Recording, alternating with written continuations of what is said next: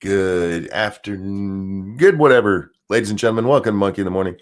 I'm your host, the Ranting Monkey, and we're a little bit later than we normally are. Little honesty for you guys. I was actually going to play video games when we stopped last night, and then I ended up going and laying down. I fell down the stairs yesterday. I didn't talk about it. It's not a big deal. I'm sore. And I've only been up for maybe an hour now. And even then I was like, you know what? I'll just take the day off. I'll just take it. But in that hour I was awake, I watched the majority of Trump's speech. And I was like, oh, God damn it. God damn it. Now I got to go to work. Damn it. Trump's making me work. Yeah, and I didn't help myself yesterday with being sore, guys, because after I fell down the stairs, I should have just like laid down and rested. But Pumpkin was here, so me and her played. We played She loves playing Barbie, you guys. And in fairness, it's not actual Barbie, you guys. It's princesses, Disney princesses. We play princesses a lot, and by playing this is how we play princesses. She picks one up, she gives it to me. She picks another one up. She gives it to me. And she picks another one up. They have like the girls combined in the house. I think they have 7. So I end up with a stack of 7. And then I lay them down and we repeat the process. It's a lot of fun. But she likes looking out the window. It was dark last night by the time they even got here. So I'm gonna sit. She wants Grandpa to stand up and look out the window with her. I'm like, okay, sweetie. Anything for you. Anything for you. And if you guys saw them, you have to do that, Frank. You got to do it. You got to pick them up. Look how damn cute they are. But we're looking out the window, and since it's so dark, all you really see is the darkness and then our reflections. And she's waving to me. She's waving to my reflection. Look, oh, my God, I love you so much. I love you so much. So she got lots of hugs and snuggles and snacks. Grandpa may have given her candy now and then. Throw that out there. P-Dog says, I played that game with my daughter when she was little. P-Dog, if you want to come on, you already have the link, my friend. You don't have to. I understand if you're busy or can't right now, but you do have the link. Put a chair by the window. Well, that's with the way our windows are. I don't think we'd be able to see. But look, she wants to be held. I can't help it. You don't tell me. You're not my real mom. How dare you be smart? How dare you be smart about these things? No, the pain's worth it in that regard. Now, believe me, I wish I hadn't fallen down the stairs in the first place, but it wasn't my worst fall ever. But yeah, so I've been in bed pretty much since the end of Lords of the Night last night. It is not why we were late to Lords of the Night. That was pure computer problems. Thank you, AT&T. Go fuck yourselves. But it seems to be much better today, so hopefully we don't have any more problems with that. P-Dog, my friend, how you doing today? Good afternoon, my brother. How you doing? Every time I bring you on, I'm like, I shouldn't have brought him on. You shouldn't have. That sexy ass voice makes mine sound like I'm nasally or something. Oh, come on. Your voice is just fine. No one likes their own voice. No, look, I don't like I love my voice. No, see, that's the problem. I love my voice. And then I hear yours. I'm like, fuck. How you doing, man? Hey, I'm doing pretty good. I was listening to your story about the game, and I just laughed because my daughter used to do that too. And she was like 1.5 or 2. It's just like, yep, that's the game. Give it to me. Give it to me. Give it to me. And then I give it back. Then she give it to me. Give it to me. Give it to me. Okay. Excuse me. Mark in chat says it's my birthday in your life, so could you do your thing? It'd be awesome. Thanks for being so entertaining and insightful. Mark, of course I can. Of course I can. P-Dog, you're welcome to join me. You don't have to. If you don't join me, if between the lines, if you would just say anything, it would be helpful. Mark. Okay. This one is for you. And a 1 and a 2. Happy birthday. Happy birthday to you. To you. Anything. Happy birthday to you. To you. Anything. Happy birthday, Happy birthday, dear Mark. dear. What's his name? Mark. Mark. Hey, anything. Happy birthday to you. you. Happy birthday, Mark. I hope you're having a great one. I really do. I see in chat Nut says, sorry, Monkey's voice beats them all. One, that's very kind of you, but it is also very funny that that's on the screen while I was singing. I feel that there's some irony right there. What was on the screen? Her saying that while I was singing. Oh, okay. Anyway, yeah, happy birthday, Mark. I hope you have a really good one. I want to talk about several things. I've only been alive. I've only been alive for an hour. And I've seen so much stupid already, dog. Oh, there's plenty of it. Oh, God. You know, some days I wake up and it's like, man, I don't know what we're going to talk about on the show. I don't know what we're going to do tonight. And then there's other times it's like, oh, my God. This is what we're going to start with. David, dumbass hog. He tweeted out, Lincoln was a really good president. Tweeted that out yesterday. Then today, right after that, he tweeted out, actually, I was not aware of the scope of how detrimental he was to so many Native American populations. He was not a really good president. And he followed that up with, I thank my indigenous peers that brought my attention to Lincoln's atrocities committed against Native Americans. I'm deeply sorry for not acknowledging these crimes that I was unaware of until now. I will do better in the future. Now, okay, there's several things I want to decompress here, dog. But the one that immediately jumps out to me is this line here. I'm deeply sorry for not acknowledging these crimes I was unaware of. How do you acknowledge something you're not aware of? Because David Hogg should be clairvoyant. But that makes no goddamn sense. No, it does not. No, you can say, look, I'm sorry I didn't know that. Okay. Go ahead. I'm sorry, Doug. My initial reaction to this, I saw this too, and I haven't said anything about it yet, but my initial reaction to the entire theme of his tweet here is, I'm thinking there's a few brothers who probably thinks, shut the fuck up, David. You think? You think? Look, this is the problem we have when we go through history and we try to judge people by today's standards. Were there atrocities committed against the Indians? Absolutely. Were they atrocities that even at that time should have been like, dude, we should be doing that? Sure. But they're also a product of their times. And it also doesn't erase good that Lincoln did. You can call him a great president and say he had flaws. But he wasn't a great. I'm deeply sorry that I wasn't aware, or that I didn't acknowledge this thing I wasn't aware of. He actually fucking says that. David is in fucking Harvard, you guys. He's in Harvard. I'm guessing that there's more than one professor at Harvard who, while they're in the private confines of their office, are saying these three words. What the fuck? Mm-hmm. Who let this idiot in here? Well, to that, we do have to remember David is a legacy. His mom went to Harvard. Obviously her eggs didn't go with her. Because boy, did they turn out downsy.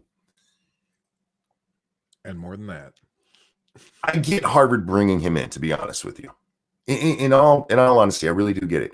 Because he is a legacy, and there's lots of attention. That's gonna get you some donations. You know, we brought David Hogg in. Okay, I'm sure they got a shit ton of Michael Bloomberg money out of that. You know, because the whole oh my goodness, I got the hiccups. I'm so sorry. But you know, they bring in some anti-gun money from Mr. Bloomberg. Hey, why not? It's just one student, but Harvard, at least take away his ability to tweet. He's making you look like morons. And granted, it's Harvard, so they're not exactly the institution they used to be, dog. They got quite a few black flies in their Chardonnay over there. Well, and they let him in, okay, for whatever reason.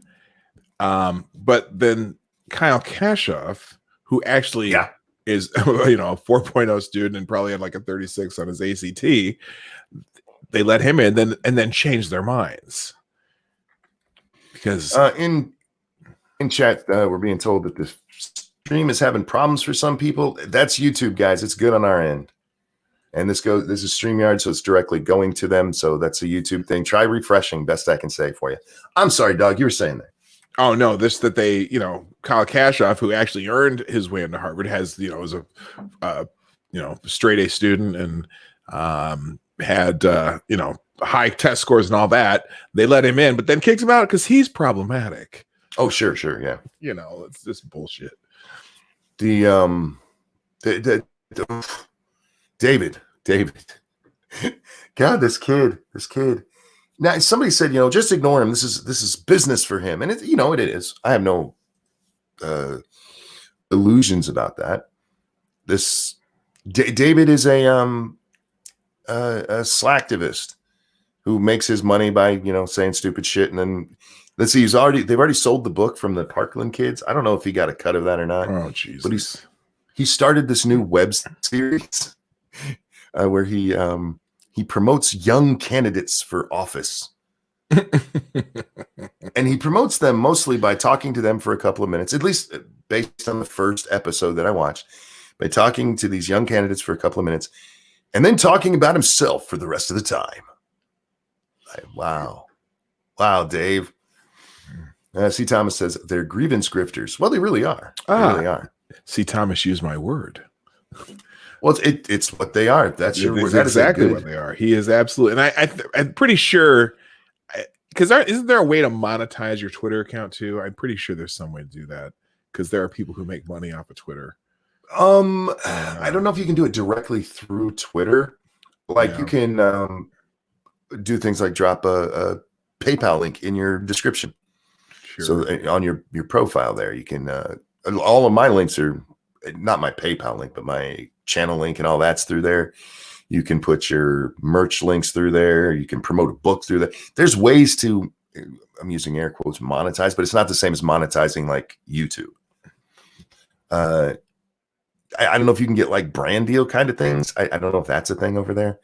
Yeah. Most of the ones that I see monetizing, we're talking, cam girls who are like, come pay for my private Instagram. Like, no, whore, I'm just here to laugh at you because I saw it come up in my timeline. Oh, whoops. We're not supposed to call women whores, are we? What if they are whores? Are we allowed to call women whores if they're whores? That's wow. I don't know. Well, I was told the other day by an article that we're only supposed to call them sex workers. And I feel, let me rephrase that. I think that that's fucking retarded because there's different kinds of sex work.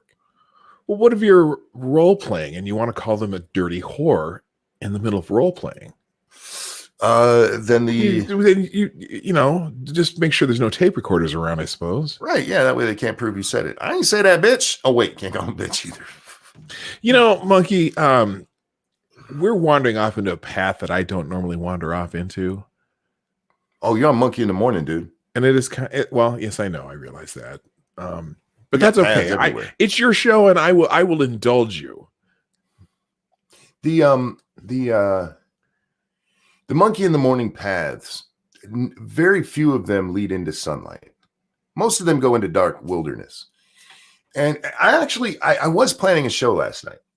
When I got off the stream, I went and took a shower and was hoping that would ease some of the pain, and it didn't. But I was going. I want to do a show where I talk about being a man, P-Dog, being a man, and not. I don't want to say this. I don't apologize for who I am. And a lot of what makes me who I am is what I see manhood as being. And part of that, for instance, is by today's standards, definitely, and by societal standards for a while, is probably me being a little bit juvenile.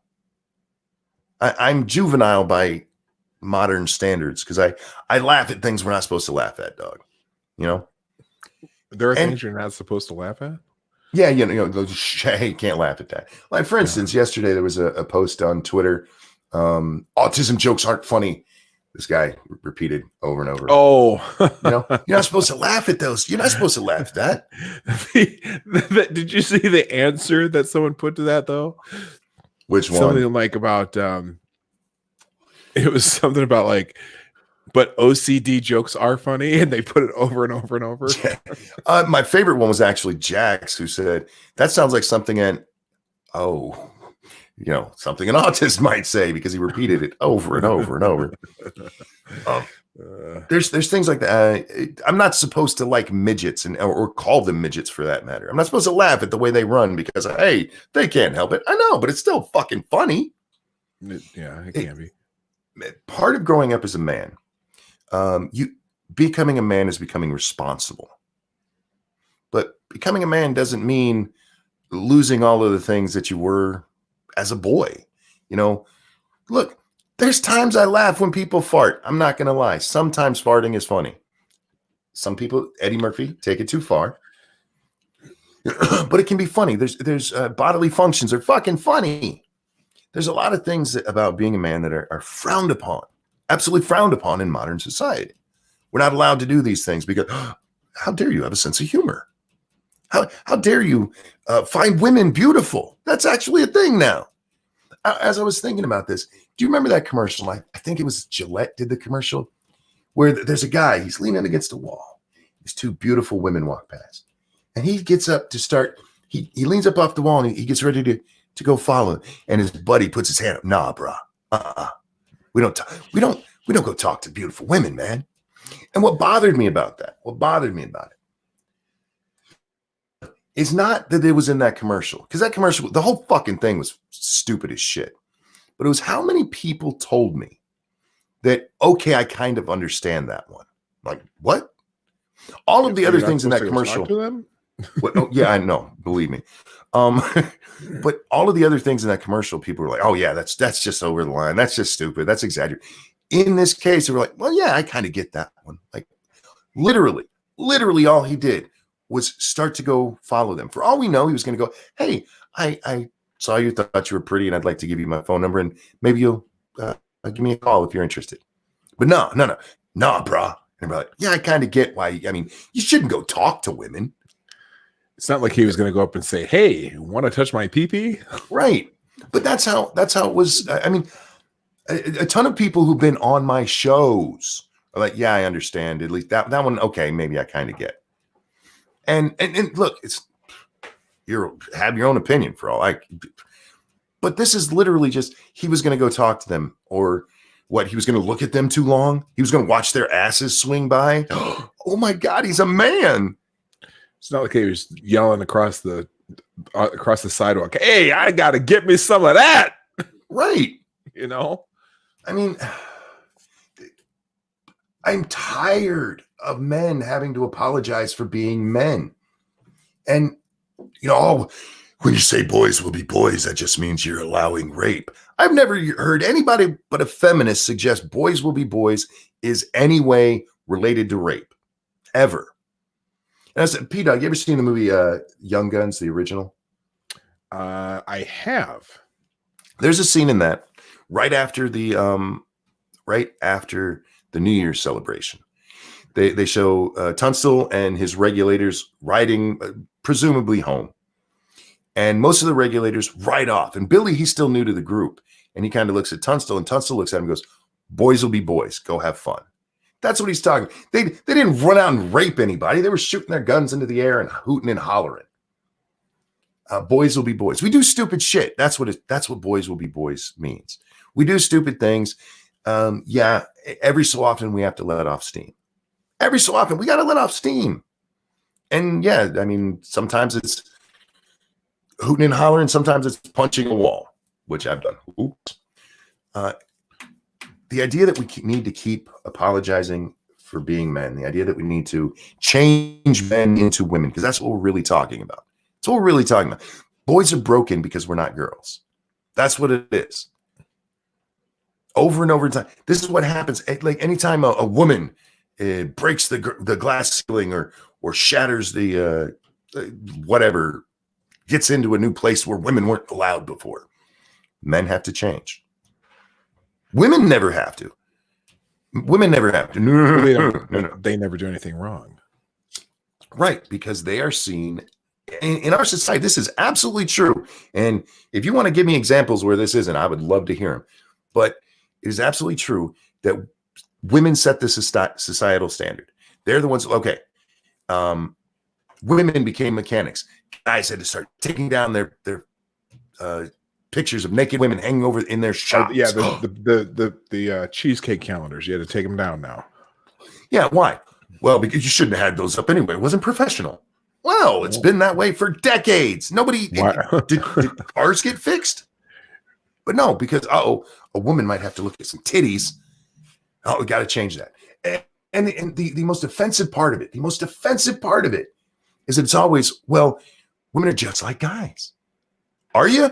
Because you don't seem to be. You don't seem to want to do what we do or be part of what we actually are. And I've said this for a long time, Doug. Women, you don't want to be men. You really don't.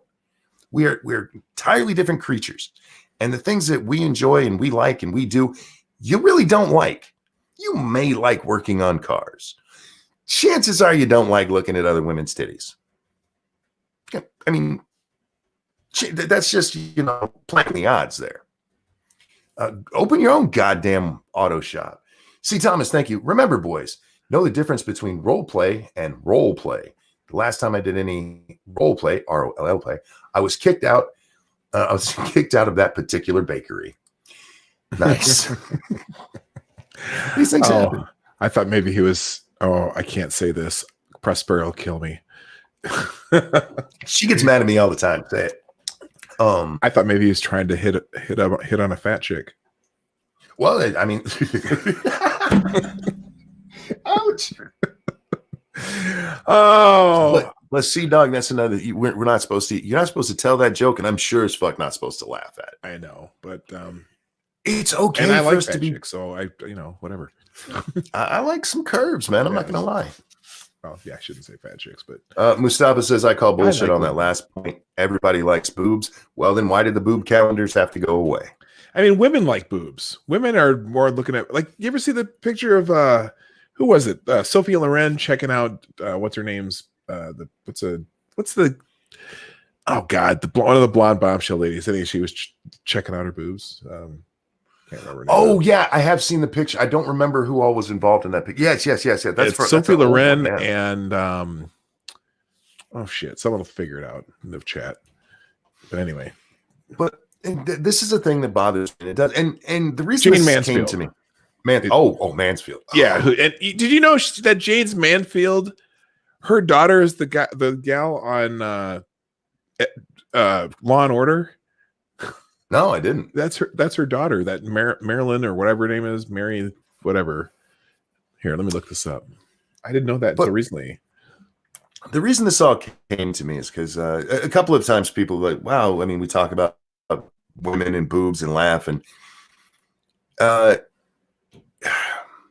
this isn't the man show, because the man show was purposefully over the top maleness. Mm-hmm. But I don't apologize for what I say here and what I do here. If you guys hear me say it, it's just me, being properly whipped into society. If I'm like, oh, sorry, I shouldn't have said that. That's just society telling me I shouldn't have said that. When reality, I'm like, fuck, I thought that was funny as shit. Well, you're not allowed to like the man show anymore. Even Jimmy Kimmel's true. not allowed to like the man show. Oh, but he sure as fuck apologizes for it, doesn't he? Like, look, hey, those women were paid. That was all acting. And you still did it, dick. Right? He's such a pussy. He is such a pussy. Snub says we live in a society. We do. And we've lived in a society for millennia. It may not be proper normal civilization like we have today. Societies have always existed since mankind. But yeah, it bothers me that we have to do this, and not just for the young boys out there, but for the young girls. How fucking confused are they going to be?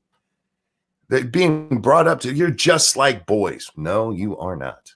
Oh, You yes. are not. And I'm not even talking physically. I'm talking in the fucking brain. We're different. And you see this over and over and over again. I was watching some Steven Crowder videos the other day, and he was talking about the baby thing. You know what babies are, right? Real quick, before we get into babies, thank you, C. Thomas, over on the Streamlabs. Also, I find it hilarious and ironic how feminists complain about guys, quote, talking only about boobs and dick all day, but yet almost every time I've been trapped with a large group of women, they only talk about women's bodily functions which are disgusting. I've spent a lot of my time around women.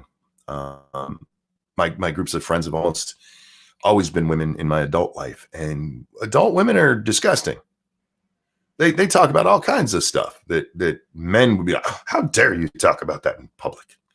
So yeah, don't let them fool you. They're actually more descriptive than we are when it comes to like locker room talk. Pincalo, thank you. All women like boobs. Feminists are not women.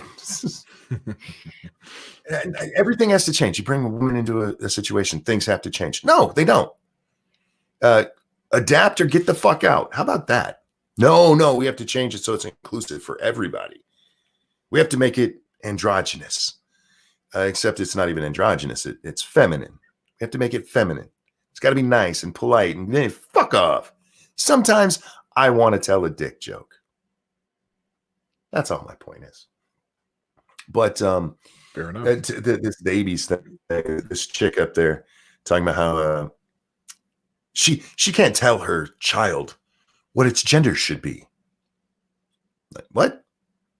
Yeah, I can't. She's got like a 1-year-old. She says for 3 months that my mom lived with her, for the first 3 months my mom lived with us, she didn't even know what the child's sex was. Like, and that accomplished what? Seriously. like they're not going to figure it out. Yeah. How do like, all right, great. Your mom didn't help you change diapers, and if you do that too long, and your kid goes to school, how the hell are they going to know which bathroom to go to? Well, they actually say the person interviewing this chick asked her, what are you going to say to your child when they come to you and ask you what their gender is? If they come and say that. And she said, I'm going to tell them I can't tell you that. What? Oh, don't worry. All the other kids will tell them. Over and over and over again, it's been shown that boys are boys and girls are girls. There is some crossover in how they behave. And like tomboy. Do you remember when tomboy was a thing? Yep. There were tomboy. Look, by the way, when I was a kid, I loved the tomboys in our groups. Oh, because they were always cute. They're always cute, and they'd climb trees and get dirty with us. Like, yeah, I like her. But they were still girls. Nowadays, if you show any inclination to what would be, the funny part is there's not boy and girl behavior, but if you show any inclination towards boy behavior, you're actually trans. Right. Well, wait, that's crazy. It's because and inevitably I can think of 3 girls who I thought of as tomboys when I was a kid. When I saw them after I got out of college a couple times, I'm like, oh shit. Yeah. you turned out nice. It's something they grow out of, just the same way you and I aren't climbing trees anymore, dog. Right. Well, yeah. I mean, when you and I were kids, there was a lot of stuff we don't do anymore. But I thought it was that if you were a tomboy, you're a lesbian. No, not anymore, Lindsay. Not anymore. But I mean, that was always kind of a thing people would put on tomboys, but it was never true. Maybe it is for a few, but not. I mean, there were still girls. They liked climbing fucking trees and getting dirty and playing with worms. Professor Chaos, thank you. I keep catching your streams 30 minutes in. Well, you need to follow my Twitter a little bit closer. Keep your eyes open, peeled on it 24/7. You'll never be late to one again, except for the few I forget to tweet out. Or playing games. Yeah. Alyssa, the tomboys that we played with most of the time, it was actually they enjoyed playing the sports with us because we played a lot of football and basketball, and we wrestled, and because wrestling was big at that time, so we almost killed ourselves trying to imitate the shit we saw on TV. But that was the tomboys in our neighborhoods. They were just into sports. Yeah, Cryptic, thank you.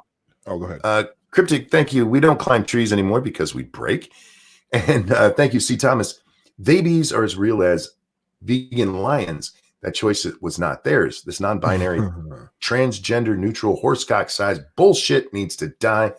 Also, I'd like to tell a dick joke, but I fear getting the shaft. And Professor Chaos, thank you. I'm still banned from Twitter a third time. God damn. Oh, jeez. I'm sorry. I didn't mean to interrupt you there, Doug. No, I was agreeing that, the two of the tomboys in our neighborhood, we usually needed them to fill out a baseball team. So they were fair enough. Yeah. They came in quite handy. But they were still acknowledged as girls. They were still girls, and they still did some girl stuff too, but they just liked hanging out with the boys and doing rough shit. And then eventually they, whatever. They weren't trans. We weren't going to pretend they're boys and start dressing them different and cutting their hair and, convincing them that they should, take up fucking wrestling or something. I played Barbie. I played with Barbies, and I would even dress them up. I would dress them up to look hot so that my Batman figurine, they're figurines, they're not dolls. My Batman figurine could bang the shit out of it. He liked a certain look. I can't help that he liked a certain look. Oh my God. But and then when you turn 6, right? Fuck, man. This is Kyle says, I've been banned 4 times. Step up your game. I've never completely been banned. I've had 3 7-day suspensions now, and several anywhere from 24 hours or 12 to 24 hours slaps on the ass. I have yet to have even a moment taken away from me on Twitter, but I got the feeling that day is coming soon, especially with these new rules that they just some other more bullshit rules they just came up with. Oh, yeah, the ones from the other day. Manipulated photos and pictures, whatever. That's what you know what that's specifically for, don't you? And they already got them for something. That's for Project Veritas. Oh, sure. They wrote that so they could ban Project Veritas because Project Veritas hits too close to home too many hot times. John Miller says this is why we should get rid of psychologists, the one without PhD. I don't even know that. Look, there's some benefit to psychology. There really is. There's no benefit to pop psychology. That is the real problem. There's you don't necessarily need to go to a psychiatrist. A psychologist can be very helpful for you if you just need somebody to talk to and to help you work shit out. It's the pop psychologists that are a fucking problem. Sorry, Dr. Phil. The pop psychologists are a fucking problem. No, thank you. Monkey, I listen to your streams at work, and I'll be damned if I check my headphone cord 500 times a day. Look, man, I'm just saying. Follow me on Twitter. You'll know where I am most of the time. Anyway. Scribbles in chat. Hey, Scribbles, why don't I see you? Oh, there he is, way up there. Thropo. Yeah, I still haven't even got to the topic. I haven't even got to the topic of today. Did you see any of Trump's speech from like 2 hours ago? Yeah, was it the one at the prayer breakfast or something like that? I missed. There was something he said. He did something at the national prayer breakfast that people were bitching about, but I didn't see the speech. No, and it's not trending on Twitter either. Thank you, Purple Perspective. He says, thanks, Monk, for keeping me entertained on my hour drive home. I always love your streams. Oh, thank you so much for watching. I appreciate it. And Dog, you have Streamlabs, man? I do. It's has Nuts been starting? She's been putting it in. She's been fantastic. Yeah, guys, remember, we're brought to you by you. Hit that like button, hit the subscribe button, and if you can, please donate both to me and to my guest here, P Dog Knight. And if you're not subscribed to his channel, he just dropped his link in there as well. Make sure you're subscribed daily, Monday through Friday, 10 a.m. Eastern time. He does a show. I do. So some people like it. uh, Donald Trump, I believe this was at the White House. He gave this speech. And I don't know that it was actually even really technically a speech, but he has all of these people around him, including his family and senators and congressmen who are on his side through this fucking abortion of a impeachment we just went through. Becca says he called out Nancy and Mitt at the prayer breakfast and then again at the White House speech. Yeah, I didn't see the prayer breakfast, but the White House speech, oh my. Sidewinder? Well, it was unnecessary bragging. Oh. Which, I mean, this is Donald Trump, so you expect that. But even when he's trying to give credit to other people, you know, like who was it? Mark Meadows. He's given this guy credit for being one of his supporters. He still has to make it all about him. I when he was getting into the race, and I don't even know how he got to where he was. He was at 3%, and then I endorsed him, and then his opponent called me. That was like a bomb going off. I could never recover. Like, what in the fuck are you talking about, Mr. President? Look, you earned a fuck you to all of these people. Now, a more statesman-like president would have just let it go, being like, okay, it's over. I'm glad this is done. Monkey. That's not Donald Trump. Monkey. Yes, sir. Come on. No, look, I'm not saying I wasn't expecting that from Donald Trump. No, I know. I expected him to come out there and go, look, fuck these guys. And I don't necessarily have a problem with that. But I maybe made it 20 minutes in and he starts getting just over the top. Mr. President, how about, hey, now there are parts of it that are fun. I mean, where he's, cracking jokes and that's great. And it was nice. And then he turns it back to himself every goddamn time. Like, can't you just give that guy credit for supporting you? Just leave it at that. Not like, look, you're only here because I made you. Like, no, stop it. Oh my God. He said Scalise looked better after getting shot. Yeah, I missed that one. Oh, I didn't see that. Well, he was cracking jokes about Grassley and how Grassley called him up one day and said, let me see the call. And he wasn't being mean or anything. That's just how Chuck talks. That's fair. Chuck Schumer? Wait, Grassley. Oh, Grassley. Okay. Grassley. I'm sorry. He's one that talks kind of like this. For some reason, I'm making it sound like Alex Jones rather than Chuck Grassley. I can't do a Chuck Grassley. But I don't know if he can talk like him either. Yeah, you need a little gravel, but it's got to be it's hard to do. Anyway. I can do Mitch McConnell, but I can't do Chuck Grassley. With McConnell, you just gotta mumble. But it was Mr. President. Look, I get it. You earned it. You really did. This was nonsense. We all know it was nonsense. Even the Democrats know it was fucking nonsense. But Grassley sounds like Sling Blade. Monkey's Grassley sounds like Sling Blade. Hey, you leave me alone. Did I give it a little twang? Did I? Well, Mr. President, it's okay. It's okay to dial it back a little. This was like an hour and a half speech.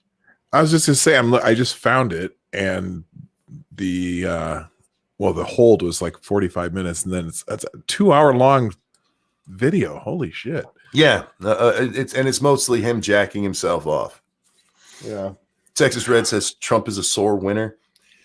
He is, and we knew this about him. We've known this about Trump for a long time. He is a sore winner, but he took it to levels today where even I'm like, God damn, dude, shut up. Just let it go. You won. Come out there. Now, he did take some shots at Mitt Romney, which I who didn't expect that. He was doing that before the vote. He's hit at Mitt a few times. Nut says his speech was fine. The one today, just a little too braggadocious, man. Dial it back, Mr. President. Dial it back. Well, I don't know if you've heard me say this on my show, but I'm gonna one of these days I'm gonna title a video to this, but I'm not ready for the backlash for it. Donald Trump is a jackass. Oh, he And that, absolutely is. the people who hate him knows he's a jackass. His supporters knows he's a jackass. Yeah.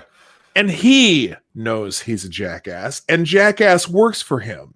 And, for the stuff that he's trying to do, for example, giving Rush Limbaugh the Presidential Medal of Freedom, you have to be a jackass. Yes. To have the balls to do that, because it's just one of those things, you're going to get hate, but it's just right in your face jackass. To put the tariffs on China and fight that battle, you have to be a jackass. Caramon, thank you so much. I'd probably do the same after 3 years of abuse. No, here's the thing. I don't have a problem with what he did. And Nut said, watch it. I've seen him be worse. No, I understand that. I do. But if you go through there and you take out all of the times he starts bragging about himself and what he's done for other people, take all of those out, it's the fun speech that's the one he should have gave. Right. That's the one that if it were me, I would have gave. And you know what? That's still being a jackass, because there's no reason to do it. There's really not. He already did this with the State of the Union, because we already knew he was going to be impeached or acquitted. So the State of the Union was his victory lap. Let's be honest, man. That was brilliant, and it really was. Not that dog, shut up, Jesus! Can you hear dog my dog just barking? told dog to shut up. No, it was, you could tell that it was just kind of a master stroke that he came up with, and it was all positive. Yes. Everything in that State of the Union is positive. So the Democrats looking like, resting bitch face the whole time, didn't play well. I knew it's because when I saw it, I was like, Nancy, what are you doing? When she tore up that speech, you're tearing up a scholarship for a young Black girl whose mom is a single mother who just wants the best education for her. You're tearing up an Army sergeant coming back to his family. Okay, I get that they're like, yeah, we'll tear up Rush Limbaugh. Okay. You're tearing up, what were some of the other? The Tuskegee Airmen, for fuck's sake. Right. These fuckheads didn't even stand up to give a standing ovation to 100-year-old Tuskegee Airmen.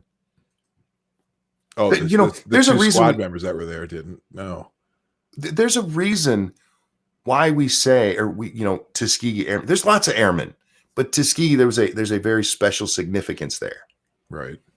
And they're like, fuck that guy. Trump is talking about him. Fuck him. Are you serious? And that guy had the nerve to salute Trump. I know, right? And they, the coolest thing about that, though, to me at least, is that they made him a brigadier general and they put stars on him earlier in the day. Yes. I was, I was just like, oh shit, that got me. That was awesome. And to have his grandson sitting there with him, right? Like he's really interested in the Space Force thing I'm doing. Yeah. That's a great way to promote his program. It's a great way to recognize this gentleman. I wish I knew his name. You know me with names. Even if I knew it, I'd say it wrong. I can't remember. But the Brigadier General, it was a masterstroke moment, and Nancy's response to that is to rip it up. And I've seen it almost like immediately. There were pictures of all of these people and Nancy ripping them up. Right. Like, this was such a bad look for you, such a bad petty look. And you're right, Trump was masterful there. And if he wanted to come out afterwards and then thank all of the people who helped him with the impeachment, that's fine too. But when he turns it back on himself over and over and over and over again, that's when I was like, no, I can't watch anymore. Fuck you, Mr. President. Right. You're right. P-Dog, he's a jackass. And the people who like him, that's what they like about him. The people who hate him, that's what they hate about him. But it works for him too. That's the problem. Does. That's the thing. It works for him as far as when he's negotiating shit or when he's dealing with the numbnuts over in Europe, when the EU, when they were, or not, the economic conference that he goes to, and dealing with NATO and making they're all starting to pay their share of what they're supposed to be paying, which they never were because we protect the world. Hey, how about y'all chip in to protect yourselves? And he's enough of a jackass to be able to say that to them. Professor Cass, thank you so much. They were amazing pilots that saved a lot of lives. They were. They never lost. They're the only unit that never lost a plane, lost a bomber. How do you not stand up and cheer for these men, you shit nuts? What the fuck is wrong with you? Yeah, and Trump, I mean, it was a beautiful speech at the State of the Union. This one today was just a little bit too braggadocious. Yeah, well, so it's the old Trump when I take a shit on a golden toilet. All right, I gotta go take care of this dog. I'll be right back. Yeah, have fun. Yeah, dogs, they don't know when stream time is. They don't pay attention to stream rules. He taints all good. Now, look, I don't hate Trump for who he is. I know who he is. I get it. There's times I think it's a great thing. Like Kim Jong-un, I have a nuclear weapon. And Trump's like, we have them too, and ours work. And there were so many people, oh my God, he's going to cause World War III. And Kim went, oh shit, he ain't playing anymore, is he? Because the Kim family, going back at least to Clinton, because that's when I started paying attention to North Korea. If you go back to the beginning of the Clinton administration, the first time they're starting to deal with Kim Jong-il, Kim Jong-un at the time. No, I don't. Who is it over there now? Un? It's Un now. It was Kim Jong-il before. His dad is Kim Jong-il. You go back to Kim Jong-il. Every so often, Kim would rattle his saber, and we'd go, "Oh shit, we better give him something." And a little while later, he'd do the same thing. Oh shit, we better give him something. And we kept doing this, and we've done this. Clinton did it, and Bush did it, and Obama did it. And then he tried to, then Un comes in and he tries doing that shit to Trump. And Trump's like, my dick is bigger than yours. Right. Our shit works. Shut the fuck up. We can pinpoint it right on your, on your toenail if you want. I can drop a Trump's bomb like, on your look, toenail. You're Asian. I'm happy to have a dick measuring contest. Let's do it. You're not supposed to laugh at that kind of joke, P-Dog. Yeah, but I think Cryptic's in the chat, and Cryptic would appreciate that one. There are parts of that part of Trump's personality that work and that we need. We don't need a president who bends over to foreign powers who threaten us. We need one who goes, all right, let's do it. You want to talk? You want to talk nukes, man? It will look like there is just a glass field between China and South Korea. Fuck with us. That's how you deal with because Kim's a fucking bully. The whole Kim family. That's what they've tried doing, and it's what's worked for them. The same has happened with Iran and so many other places. That works. You need somebody in there. Man, do you know how big my dick is? But after impeachment, you won. You won. And again, there was a lot of that speech that was good and fun. The jokes he was cracking us up, but stop making it all about you. He basically told several people there, you're only here because of me. Like, Mr. President, you're actually supposed to be here to acknowledge that you're only still here because of them. That's what this speech is supposed to be about, or at least what you started it. Cryptic says, I carry a magnifying glass with me at all times. Thank you so much, Cryptic. Thank you so much. But yeah, I don't hate Trump. I'm not even embarrassed by him. Like Scribe was talking a little bit earlier. He said that this is the kind of thing that makes it why I don't like him being the face of my nation. I don't mind it for the most part. But it does get a little embarrassing when you're so self-aggrandizing. Just rein it in a tad, Mr. President. Anyhow, go ahead. That was my first experience of Donald Trump. I remember watching him being interviewed by Barbara Walters in like around 1980 something. And, he was talking about all his wealth. They were going through his house and the golden toilet and all this other shit. So it was always that. And so that's why when he was talking about running for president, I'm like, oh, you got to be kidding me. I was a never Trumper. I was one of those people that's like, no fucking way. Your choice was Hillary Clinton or Donald Trump. And I'm like, please bring on the sweet meteor of death. I just don't, I actually voted for the meteor of death. I wrote it in. But you know what? He has delivered on everything pretty much he said he's going to deliver. Mm-hmm. The wall's kind of the one short, there. But hey, But we don't have a wall. But Mexico's starting to help us take care of that shit for us. So hey, that's as good as a wall to me. They're the ones. Well, you have that, but there's also not pulling the troops out of Afghanistan. That's the one that's really bothering me, especially after we got the Afghanistan papers. Oh fuck, Mr. President, bring them home now. Yeah, no, they that's the other one that they still got to do. We're wasting lives and money over there. The lives are that I put them in that order on purpose. The money is bad enough, but man, you're wasting lives. Bring our boys home.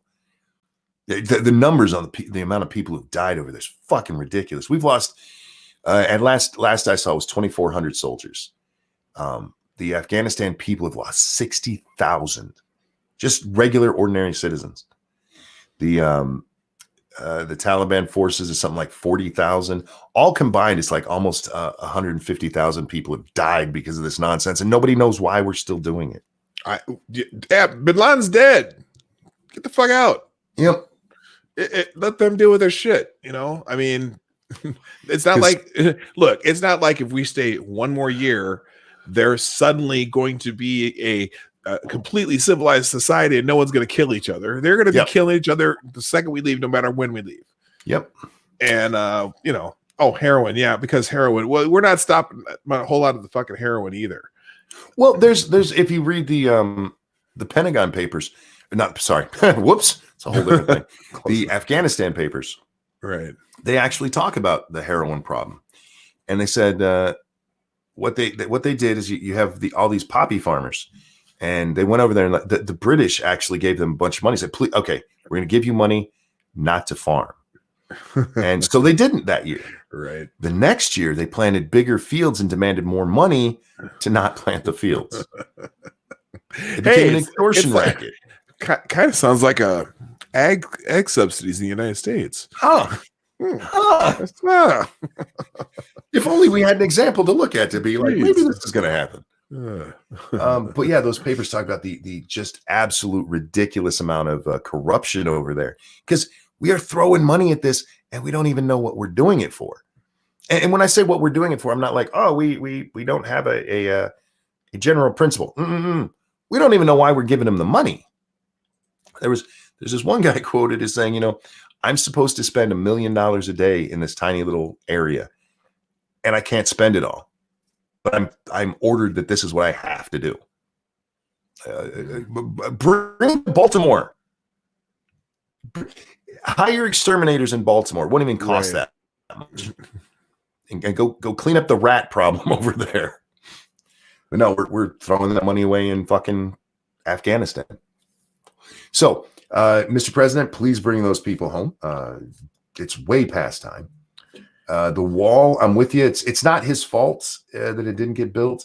The Republicans, look, you shitheads, you bear responsibility here. For 2 years, Donald Trump had a Republican Congress, House and Senate, that they could have passed a wall bill, and they never did. And then they lose the House, and now we're fighting over the fucking wall bill.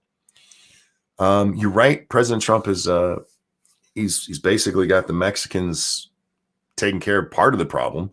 It's still not taking care of all of the problem. 850,000 last year illegals that we know about. That's what we know. That's not the ones that got through that we never saw. So it's still a problem. We still need the wall, but at least he's trying with what he can. And then all of his other promises, I mean, he listed them off. And that's why they wanted to impeach him, dog. Yeah. Well, and Ruth Bader Ginsburg. Mm-hmm. Well, they look, Ruth should have retired under Obama. Right. And she talked about doing it, and she's like, no, because she thought Hillary was going to win. Right. And she thought they'd be able to have Hillary name her replacement. Oops. And now she can't retire till she dies. Well, they were hoping until this election. If they could have gotten rid of Trump, they probably would have a better chance of beating whoever else took his place. And then she can retire on January 21st. Yes. She ain't retiring January 21st. She's going to be there till the grave, unfortunately. And I feel bad because she's not in good health. You know, the woman should be able to retire. You know, and if he wins, he probably will at least get 2 more. Let's see. So are they going after Biden now? Who? Are you talking about Congress? No, I mean, he's not in office, so there's nothing they can really do to him right now. All Western involvement needs to be pulled from the Middle East. Sincerely, someone who lost a boyfriend and 2 close friends to that godforsaken shithole. Yeah. Thankfully that I've only lost 1 friend over there. I've had plenty go over there, and luckily they've all come back. But yeah, stop sending our boys to die over there. Now, I'm not one of those people like, well, we should get completely out of that area. Militarily, for the moment, I don't think there's any reason for us to necessarily be there. I would have to look on a case by case, and this is where I have to admit to you guys, I do not know all of my my world geopolitics right now. Yeah. Hey, I have to go coach basketball. How dare you, sir? I know it's that time of the day. I got to hit out. So anyway, hey, for people listening, I do have a show, like Monkey said, 10 a.m. Eastern, 9 o'clock Central on the P-Dog Night channel, which is now in the chat again. If you like what you're hearing, hey, come on by. I have a fun show. Yeah, usually it's me on rants and talking about the news of the day, and we always check out the Twitter trends and shit like that. So it's a lot of fun. Before you leave, John wants to know what level of basketball. I coach high school basketball. I coach a freshman team. There you go. Thanks for coming by, bud. Hey, thanks for having me. Toodles, everybody. Have a great day. Bang, P-Dog Night. I'm out of here. Ruth Bader Ginsburg is better than Clarence Thomas, at least on the 4th and 5th Amendments. On the 4th, I would agree. I'd have to see the cases on the 5th. Yeah, I'd have to think of a 5th Amendment case I can think of. But yeah, look, none of the justices are perfect, but I do prefer a conservative Supreme Court, just because I like my 1st, 2nd, 9th, and 10th Amendments. Those are quite important to me. Oh God, what else, man? Oh God,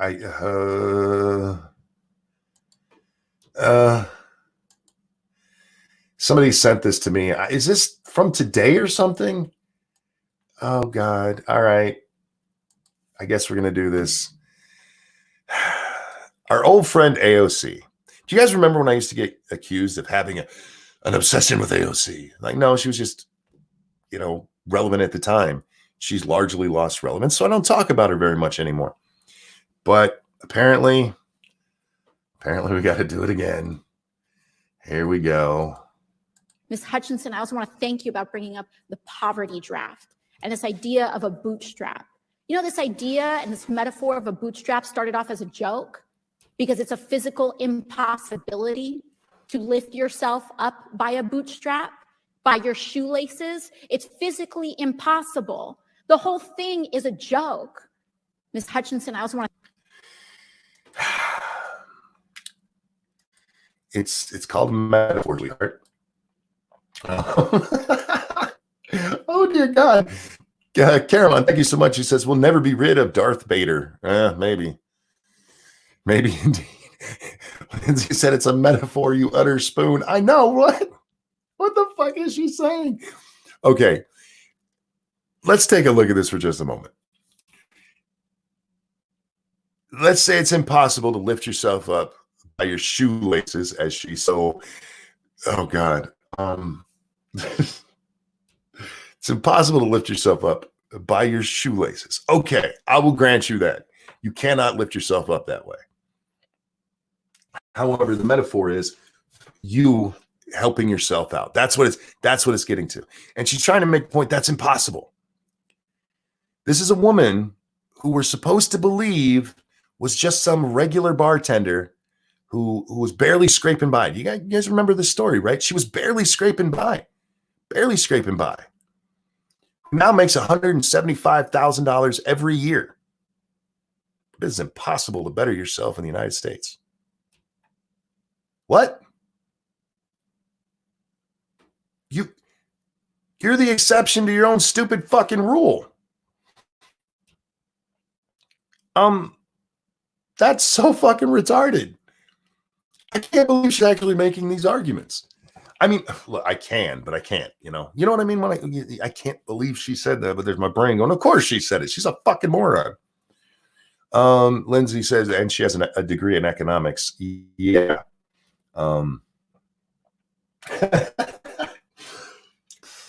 It's impossible to lift yourselves up, guys.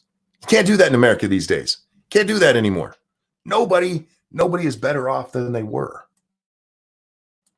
Everybody's just failing in the U.S. We're all starving and we're all just destitute. It's the Great Depression all over again, man. Kind of shoes does she wear? I don't think she's smart enough to tie her own shoes. Yeah, I doubt any shoes she owns has laces. That's a Velcro chick if I've ever seen one. She's as good as admitted everything was handed to her. Look, she was a little rich. She had to drop out and go get a bartending job to make her mom's rent. She's a fucking middle class kid from the burbs. Sandy on the block. You remember this shit? I'm Sandy from the block. No, you're really not. Even if you go back to that Breakfast Club video, isn't she wearing like name brand clothes and that shit?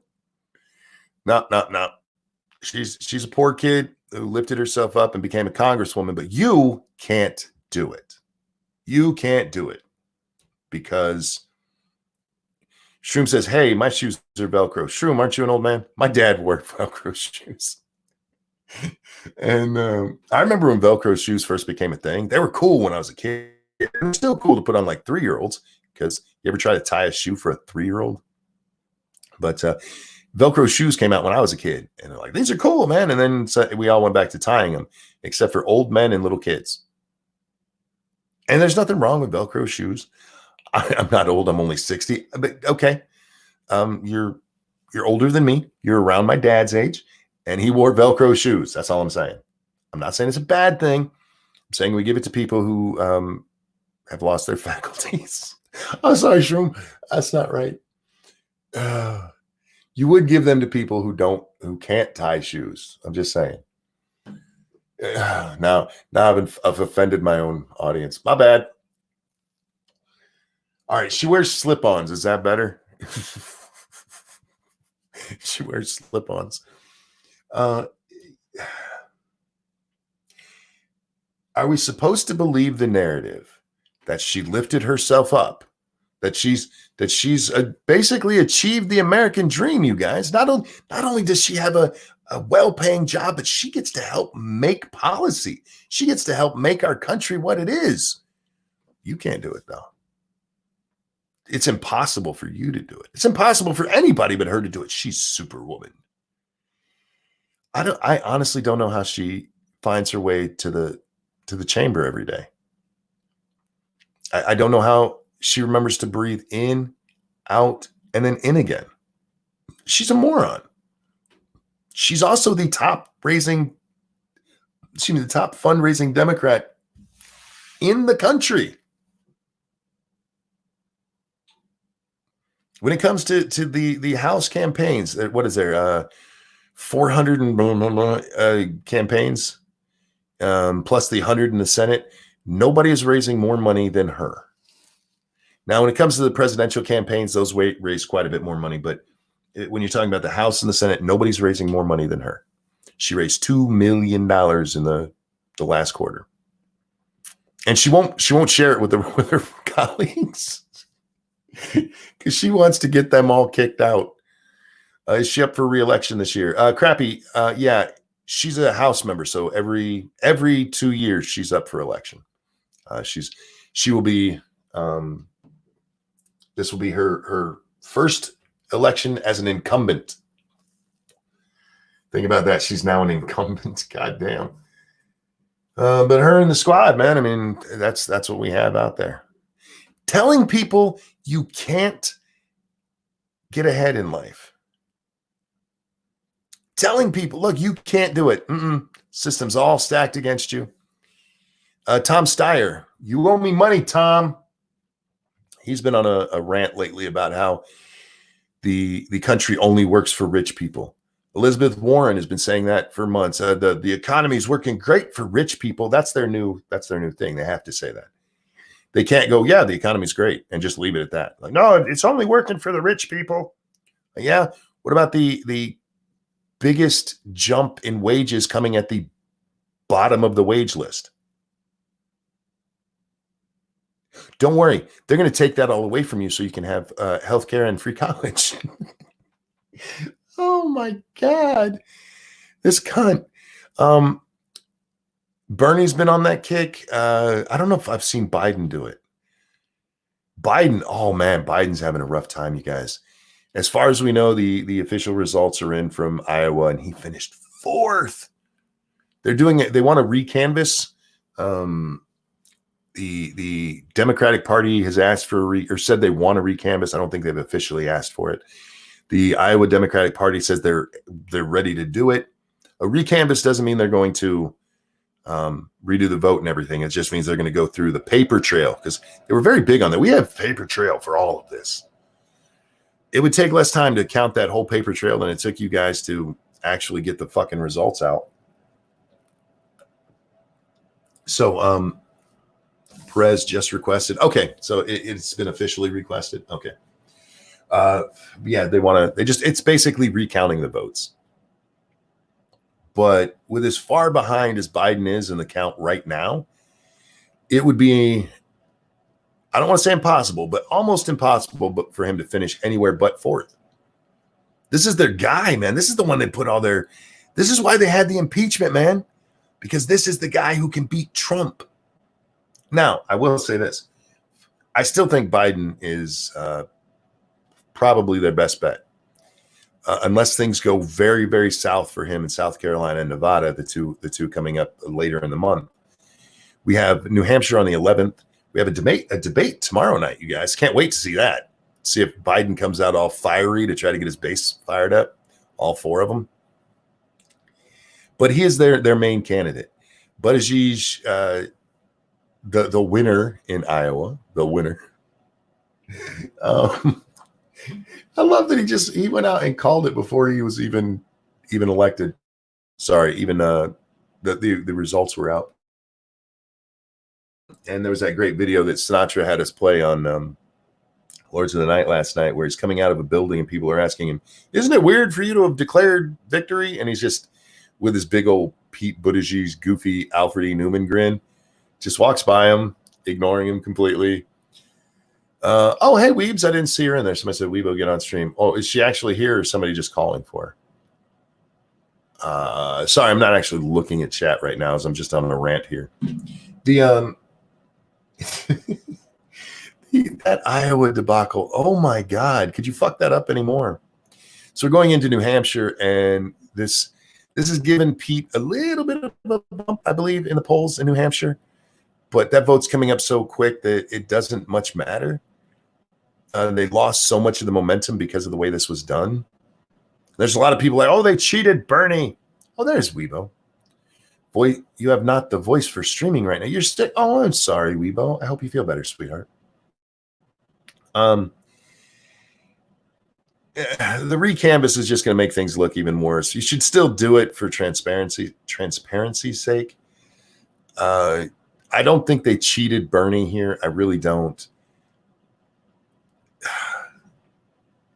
Where Bernie's being cheated is the same place he's been cheated before. Going back to 2016, yes, the DNC worked against Bernie. They never stole votes from him. They just gave Hillary an upper hand. An upper hand she had anyway. She was going to win handily anyway. This is not going to be a repeat of 2008, despite what people think. Bernie is a socialist, and most Democrats still do not want that label associated with them, because in our country, it rightfully has negative connotations for most of us.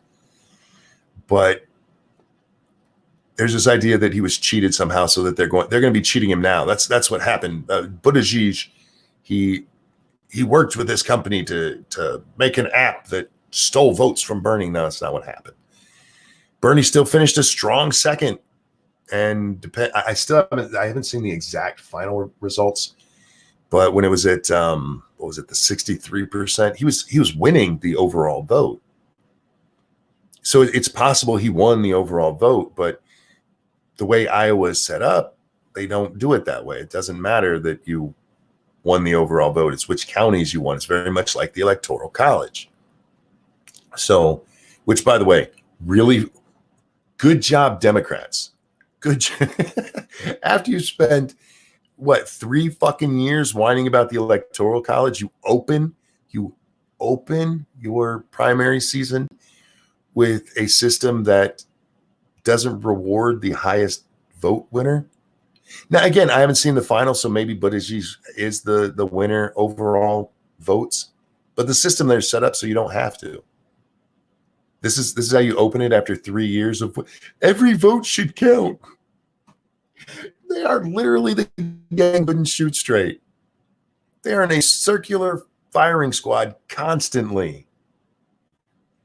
New Hampshire should be a little bit easier. New Hampshire is just a straight primary. You go down, you vote, they count them.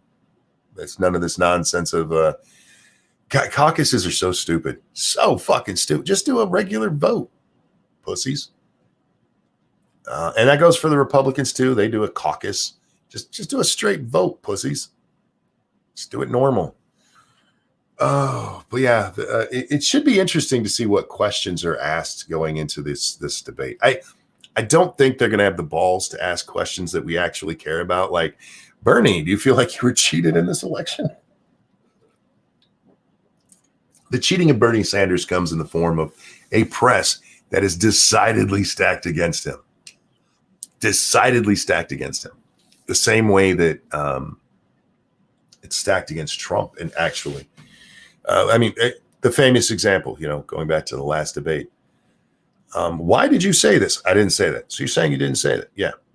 Elizabeth Warren, what did you think when you heard him say that? He denied it twice to that bitch, and she still asked the question, what did you think when you heard him say that? That is how the deck is stacked against Bernie. Now, I don't know if the mainstream media has gotten this news yet, but they don't control the narrative anymore. So Bernie's doing a lot better than Democrats expected or want him to. And there's part of me, you guys, that thinks maybe Democrats pushed Elizabeth Warren to run because they knew it would hurt Bernie. She's got no business being in this race. She really doesn't. She's a liar on some pretty important issues. We're not talking she fudged her taxes one year. Bitch actually lied about being Native American and used it as an advantage, not just in her professional career, but in her political career. She's lied about being fired. She's just a liar. She's a horrible candidate. There's no way they actually want Elizabeth Warren to be their fucking candidate. But she takes votes from Bernie. If Elizabeth Warren was not in this primary, in this caucus, Bernie wins hands down because those votes go to him. Her voters are socialist voters. They're the ones, give me free college, give me free medicine, give me free, fuck those billionaires. Literally stealing Bernie Sanders' fucking rhetoric. She's not been this way her whole life. But Monkey, she was just relating what she heard in her childhood from her parents. Yeah, she's a lying cunt, Weibo. I know Weibo's talking about what Warren has said. That was her excuse when her 23andMe or whichever fucking DNA site she used, when her DNA test came back and said she's at best. You have to remember this. This is at best. She's 1,024th. At one point they went, look, it's 1 in 64. No, it wasn't. They had to walk that shit back because people are like, that's not what it says. She came out and her excuse was, well, this is just the stories I was told as a child. Bullshit. Okay, let's for argument's sake, let's say that's true. let's give her the benefit of the doubt that growing up, she heard these stories about her paternal grandparents not letting her mom and dad get married because her mom had high cheekbones. That's what it all comes back to. She had high cheekbones. Oh my God. As you became an adult, not once did you look at your mom and go, that bitch is white. You're really white, Mom. Because look, for the number that came back for her heritage, it would have had to been like her great grandma once fucked an Indian. We're not even, I mean, nobody in her family line even gets a tan. I can actually show that I'm a quarter Indian, but the only time I ever talk about it is when I talk about Elizabeth Warren, to point out I don't talk about how I'm a quarter Indian. I am white as fuck. I would never run. I would never, if I was going out there like, hey, look, you should support me because I'm a quarter Indian. Ho, ho, ho, ho, ho, ho, ho. It's not racist because I really am, YouTube. Fuck you. I would never do that. Because if you looked at me, you're just like, that's one white Irish looking motherfucker. Because I am. That the Indian part of me is buried way down. The Irish are oppressing the fuck out of them. But if you look at my mom looked very Indian. Very Indian. My older brother, motherfucker, I'm still so jealous of his skin. Not because I'm like, oh, you have beautiful skin. He could tan. I turned into a goddamn lobster. He tanned dark too, man. Never burned. Fuck you. Me, man. Dude. I was the redskin, and it's because of my Irish blood, not my Indian. Is that a racist joke? I don't think it is. I'm just pointing out I used to burn. I don't go in the sun anymore. I learned how to stop burning. I just don't go in the sun. I'll be one of those old men who has to wear a giant hat so I don't fucking freckle all over. Although I'm already freckled and I'm very cute. This is a woman who's lied about all these things, and they're like, oh no, she's a great woman. We support her. No, you don't. No, you don't. They are supporting Elizabeth Warren to try to keep votes from Bernie Sanders. I believe that. I really do. Again, that's not cheating the election. That's just politics. Sorry, Bernie. My brothers and I are the same way. I tan beautifully, and he turns into a lobster. It's not fair, Weibo.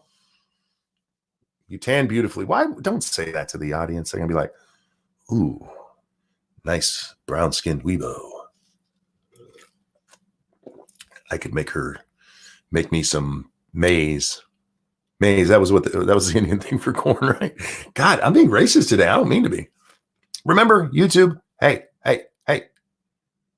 I am a quarter Indian. I can say these things. I should use that more because I really can prove it. I should definitely use that more.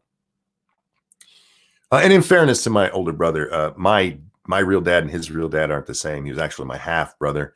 My real dad's Irish as fuck, like 100% all through the line, just nothing but mix. And yeah, the Mick just overtook the Indian, man. It's not fair. Someone photoshopped monkey onto a lobster. I think that's been done before, actually. I think that was done a few years back. I have two brothers and a sister who tan beautifully. I hated them every summer. I'm with you, nuts. Isn't that unfair as fuck? Now, my little brother, he got more of the white in him like me. He burned a lot. But yeah, my older brother, lucky son of a bitch. You don't take that. You don't let your employer, Harvard University, use you as an Indian. Look at this person of color we hired. The honky? I can't believe that passed anybody's smell test. Was Biden not around to go, that don't smell Indian? You cannot look at Elizabeth Warren and go, yeah, I can see the Indian in her. High cheekbones? There's high cheekbones throughout the world. There really are. Do you know where Indians get their high cheekbones? The Chinese heritage. That's where they came from. They came across a little land bridge. They're American Asians. My dad looks like freaking Mediterranean compared to myself in the summer monkey. He puts me to shame. Yeah, my mom really came out. When I really noticed it, it was actually during mom's 2 rounds of chemo. She started looking old. She really did. She was only 35 at the time, and she just looked so old. But there's a picture of her, and I saw this picture of an Indian chief. I forget which one it was. It wasn't one of the famous ones you've heard of, but I was like, oh my God, mom looks just, and she hated me for saying, like, you look just like this. And she was mad at me for that because she thought I was being insulting. But it wasn't. It's just her. I mean, that because she had aged so much from the process, it just, I mean, suddenly like, oh, yeah, oh man, chemo is not good, y'all. Y'all ever seen the shit that does to people? Fuck. I've actually thought before, oh, this is going to get dark. I've actually thought before, if I had cancer, would I go through that? I would, because I don't want to die, but man, it changes a person. Just to throw that out there. Yeah, I mean, you can actually trace it back in my line, the Indian part of it. And as the honky I am, I would never let my employer go, yeah, but we hired this minority, because that's dirty. It's fucking dirty. Now, there's people like Quarter Black Jared. Is it Quarter Black Jared? Is that his name? Over on Crowder. I mean, he has, I mean, he's got a black dad, for fuck's sake. You can actually trace that. I don't have like actual tribal Indian that I can point to. There's not that line. I could if I went and talked to my grandmother, who I've actually never spoken to, but it's not worth it. I have no need to go prove that I'm Indian, because I'm a white boy. And you'd have to be a retard to look at me and think for a moment, yeah, he looks. You'd have to be as dumb as you'd have to be to look at Elizabeth Warren and think it. You honestly think the DNC wants her? You think they're pushing her because they want her? You think the press is pushing her because they want her? No. They're pushing her because they thought that she would be a good counter to Bernie Sanders, take votes away from him and help Biden win. That's it. Dragon Mage, thank you so much, who says, my hero with the little cat. And I know it's always an argument about what that is on my channel. That's a cat. But thank you so much for the donation. That's very, very kind of you. Did you see that the Republicans are starting an ethics investigation into Nancy Pelosi on her behavior at the State of the Union, and there may be charges? There probably won't be. Even if they look at all that and just determine, yes, she violated the, what is it, sections 18 or whatever it is. They're not going to kick Nancy Pelosi out of Congress for that. Junkie says nobody wants Biden. The DNC does. The DNC really wants Biden. Because your other, okay, let's talk some politics here. Not that we haven't been anyway. Your candidates, especially when this started. I mean, you had people like Booker and Harris. They tried to push Harris for a minute, and then they realized how what's the word I'm looking for? Limp she was as a candidate. Oh God, we got people talking about cancer in chat. I'm so sorry, guys. I didn't mean to bring us down. With that. I was just talking about it in general. I apologize for bringing that up. Let's get happy again. Let's talk about our political system. Oh shit. I guess we're still talking about cancer. Your candidates were the way they came out. If I remember the exact order, Harris announces first. She has this big push. And then there's just something about her, especially that debate with her, and where Tulsi just bitch slapped her, the second round of debates. We got to be careful on how we say that, because there were 2 debates at first, but that was 1 round, and then another 2. There was another round. It was the second round of debates. Tulsi just bitch slapped her, and everybody's like, "Oh yeah, she's not a good candidate." But they were still pushing Biden, and there's a couple of reasons they want Biden. Your other choice for people who were known nationally: Bernie Sanders or Elizabeth Warren, and Warren really didn't have much name recognition. So your choices really, if you're going by name recognition, you have Bernie Sanders and Joe Biden. The Democratic Party knows they cannot win on a socialist platform. So they really don't want Bernie Sanders, which leaves them with Joe Biden. Joe Biden also brings memories of Obama. Remember, he was Obama's vice president. Now, if you lived through the Obama years, you might be like, was he really? Yeah, he was. I know they kept him out of the spotlight because Joe has a habit of saying stupid shit, stupid racist shit, Joe. But again, I don't think he's racist. I think he just doesn't know any better by today's standards, especially. He just doesn't know any better. That guy's so clean. He actually said that about fucking Joe, or about his boss, about fucking Obama. Let me rephrase that. He said it about the man who eventually became his boss. I think he said it before he was the vice president. He also said that what was it? Was it just the clean remark? I can't remember, but it's Joe. Joe is just an idiot. So they kept him real quiet, but he does have that connection. One of the things that cost Hillary the election, and it's true, it did cost her the election, is how the black vote in, like here in Michigan, did not turn out for her the same way it turned out for Barack Obama. And they're desperately hoping that Joe Biden, look, we got all these white candidates up here, but Joe's got an attachment to a president who brought out blacks in record numbers. If we can get the black vote in record numbers again, we'll win, which is true. They would. They're not going to do it with Joe Biden, but that's what they think is going to happen. The DNC desperately wants Joe Biden. That's their only choice, because their only other choice right now is Klobuchar. And then I realize I'm skipping Mayor Pete. Mayor Pete's going to implode. He's the kind of candidate that looks like he's going to implode. He may not, but he's just got that look. This is the man that reportedly the other day took all of the black supporters out of his victory party he was having there and lined them up behind him so that it looked like he had ethnic diversity.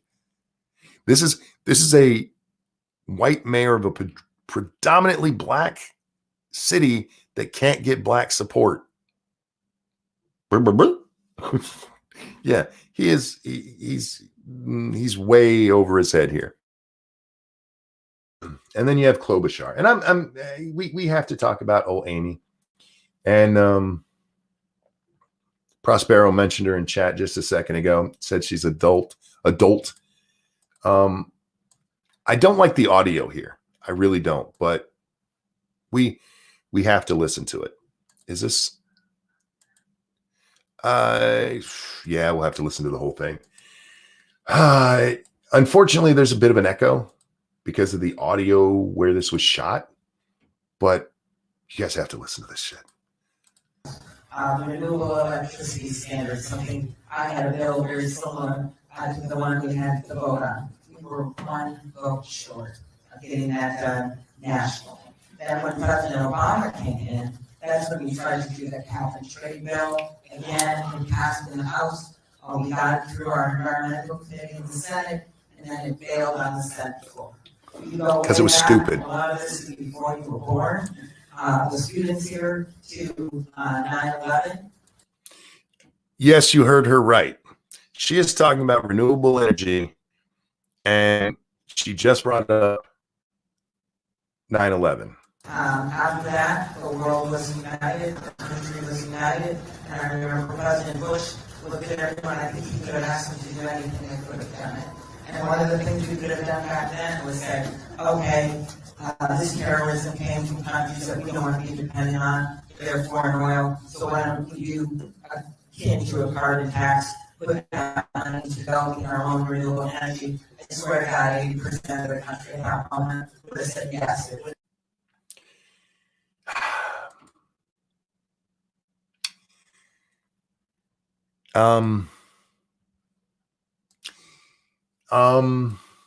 She goes on to say that instead of saying that, Bush told people to go shopping. Nut says I can't understand her. What she said is that Bush, after 9/11, should have said that, look, this came from countries that we're having to buy oil from. So we should do something akin to a carbon tax and put that money into renewable energy here. And that because the country was so united, it would have passed. That's what she's saying. Should have had a carbon tax after 9/11. That would have fixed everything, y'all. This is their surging candidate right now. She's the one that's coming. Everybody's like, where's she coming from? Well, nowhere. Nobody's actually supporting her seriously. She got what, 12% or something like that in the Iowa caucus.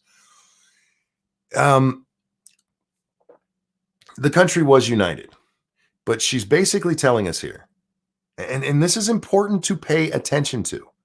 Yes, surging B junkie, because she was at like 3% and she's pushed her way up to like 10. It's important to pay attention to what she was telling you there, because she's not wrong, and you need to watch out for this. She's telling you that the only way to get this done is to horrifically manipulate the population. After 9/11, we did see a whole bunch of stuff about we need to be energy independent. And it's why things like fracking became a huge thing. And it's why we are the #1 producer of natural gas and oil now. Because we're like, look, we can't be dependent on these shitheads anymore. Should we invest in renewable energy? Sure. We should be trying to find that out and making sure we have backup plans and such. And maybe one day those will become the full plan. But right now, we do not have the technology for it to be useful. It's helpful a little bit, but for it to be actually useful, it's really not. And so, yeah, we should be investing in that. But what we needed to do was get off foreign oil, which we've done, Amy. But in Amy's world, what we should have done is hurt the economy, put a huge tax on people. Yeah, that makes sense. That makes a lot of fucking sense. But she told you right there. In order to make this happen, we have to manipulate people. That's a powerful message.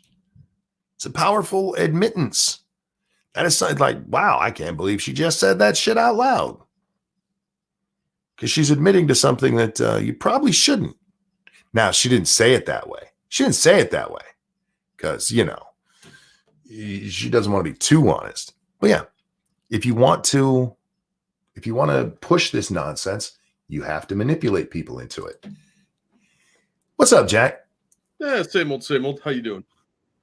Oh, fuck, man. I'm sore as shit, but I'm happy to be alive. Well, I guess that's something. Yeah, I fell down the stairs yesterday.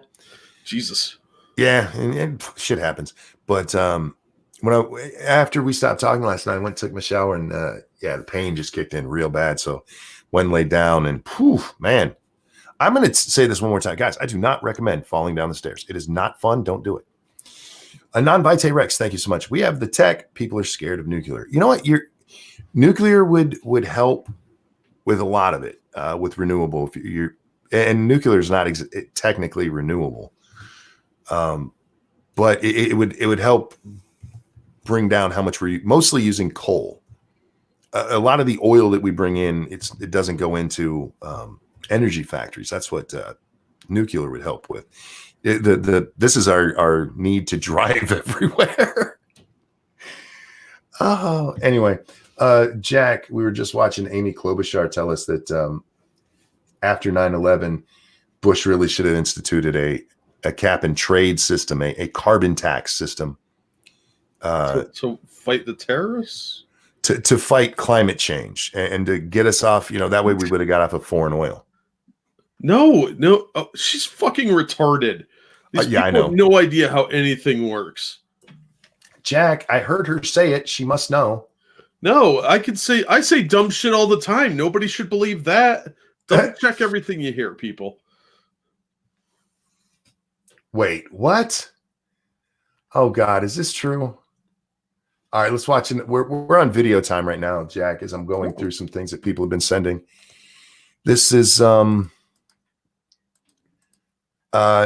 Pelosi, and I'm not even going to tell you what it's. I haven't watched it myself, but I saw what the top of the tweet said.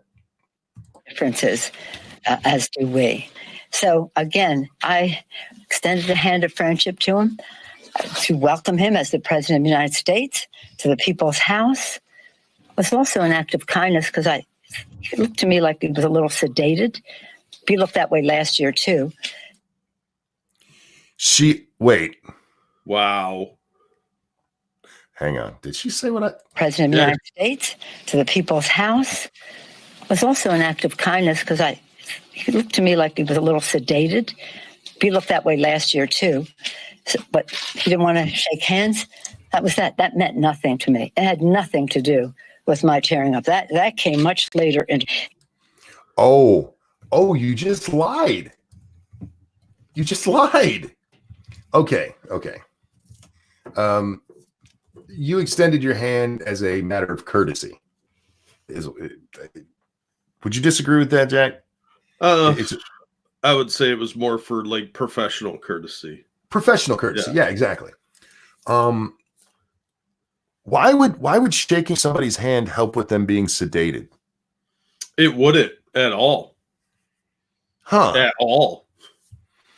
But then she goes on to say, if you catch it there at the end, she says, it had nothing to do with me tearing up the speech. That came much, much later. You pre-tore it. Yeah. Huh. No, I'm with RJ on this. Pelosi lies as much as Warren does. Jonas says this whole fucking press conference was like that. I'll have to go watch it when we're done here because fuck. What a Jesus bitch. Christ. He looked like he was. I offered to shake his hand because he was sedated. Shady, thank you for sending me that. That's fuck. Yeah, Dangerous said it best. I'm showing an act of kindness to the man you're trying to kick out of fucking office. Sure, you're. Yeah. Yeah, Stargazer. We looked at the proof that she pre-tore it yesterday. It was what a bitch. Yeah. Oh yeah. She didn't tear it up before everything started. Because she didn't get it until it started. Trump actually hands it to her. Yeah, but she started the little notches on it because she's an old lady and can't rip paper. Yeah, she did that pretty quickly in the speech.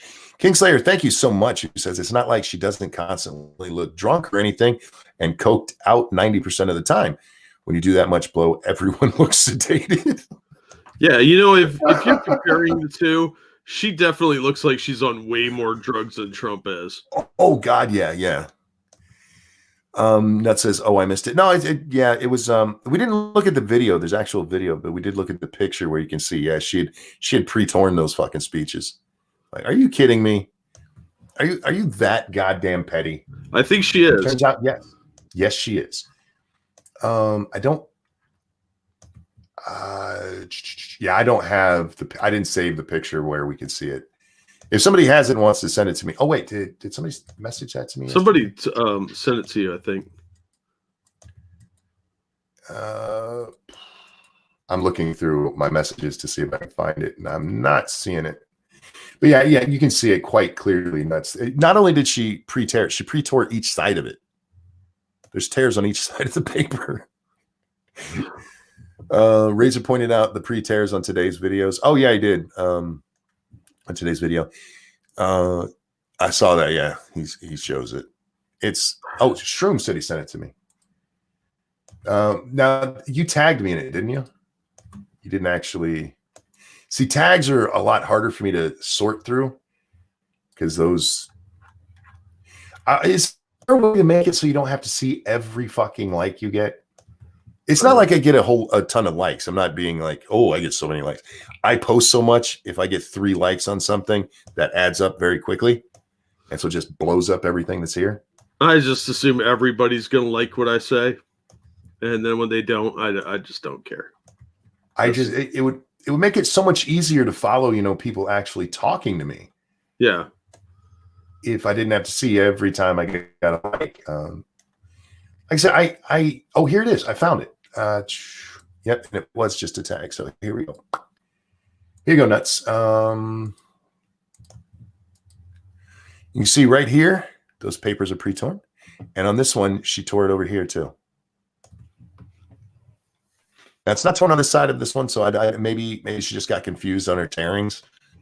But there's a tear on each side of this one and this side of this one. And at her age, getting confused is a pretty regular state of being. You gotta be a petty bitch to pre-rip something and be like, I'm gonna make sure they can see I do this. And it's also, I mean, it's not like she waited and she knew the cameras were still on her when she did that. Oh, of course. It was planned, for fuck's sake. Yeah. Of course it was. Of course it was. It's petty grandstanding. Oh man. Anyhow,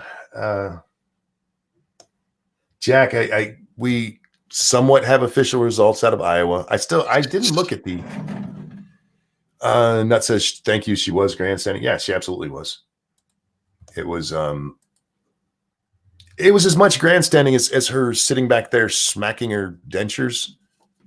What is with get some poly grip or something, sweetie? Stop eating things that get stuck up in your dentures. But also the only things that I don't think were choreographed is when she was pointing up to the gallery, that part that people are like, what is she doing? That is when she's like trying to get Fred to shut the fuck up. I don't know his last name. He's the Parkland dad who got kicked out. Oh, yeah. That was not choreographed. I think she wanted that to happen. Why else would you invite him? I don't know who invited him. It was grandma standing. There you go. I don't think Pelosi was happy that part happened, or at the very least that whatever was going on, because we don't actually get to see what happened there. That kind of shit was going on. She wanted it to be a little more subdued, you know. Yeah, probably. And then the other one that I don't think was choreographed is her talking to herself, because she did that a few times. Yeah, the weird muttering. Oh, yeah. John says the Parkland dad she invited. Okay, yeah, I just hadn't seen who had invited him. She knew what was going to happen. She knew at least he'd get mad. I think what she was probably hoping for is for the cameras to pan to him and then afterwards have a press conference about it. Yeah. Well, you don't take risks like that, because that could go all kinds of horribly wrong. So you have to assume that there's going to be an outburst. I was looking for the final results. Is this it? Is this the final result? There we go. They should just give up. They fuck this thing 10 times till Sunday. Oh dear Christ. Is this as of 9 a.m. this morning? Well, 10 a.m. basically. They still only had 97% in. I'm surprised at that much. Pete is winning at 26.2, Bernie at 26.1, 0.1% behind him. So actually Bernie could pull ahead with those last 3%, I guess. Warren at 18.2 and Biden at 15.8. Wow. And then Klobuchar at 12.2. So Biden pulled further ahead of Klobuchar than he had been. It was Fred Gutenberg. I'll still never remember that. The only reason I know it's Gutenberg.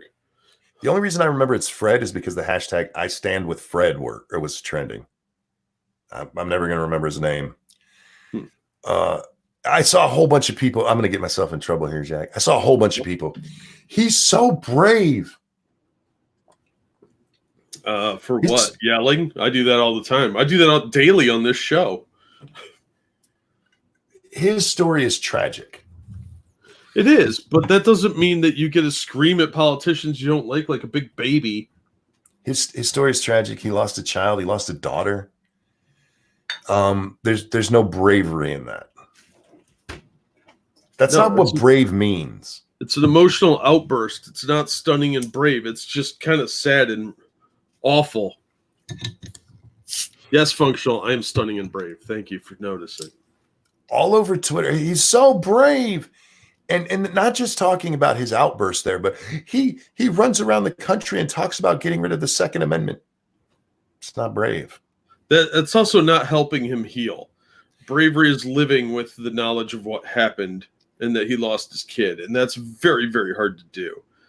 And that aspect of his life is probably pretty brave, but at this point in our country's history, there are very few things that if you go out in public and say them, I would consider you brave for. Very few things. Because we're a pretty open society with a law of free speech, and for the most part, people don't kill you for what you say. You're allowed to, you can say what you want. That's not brave.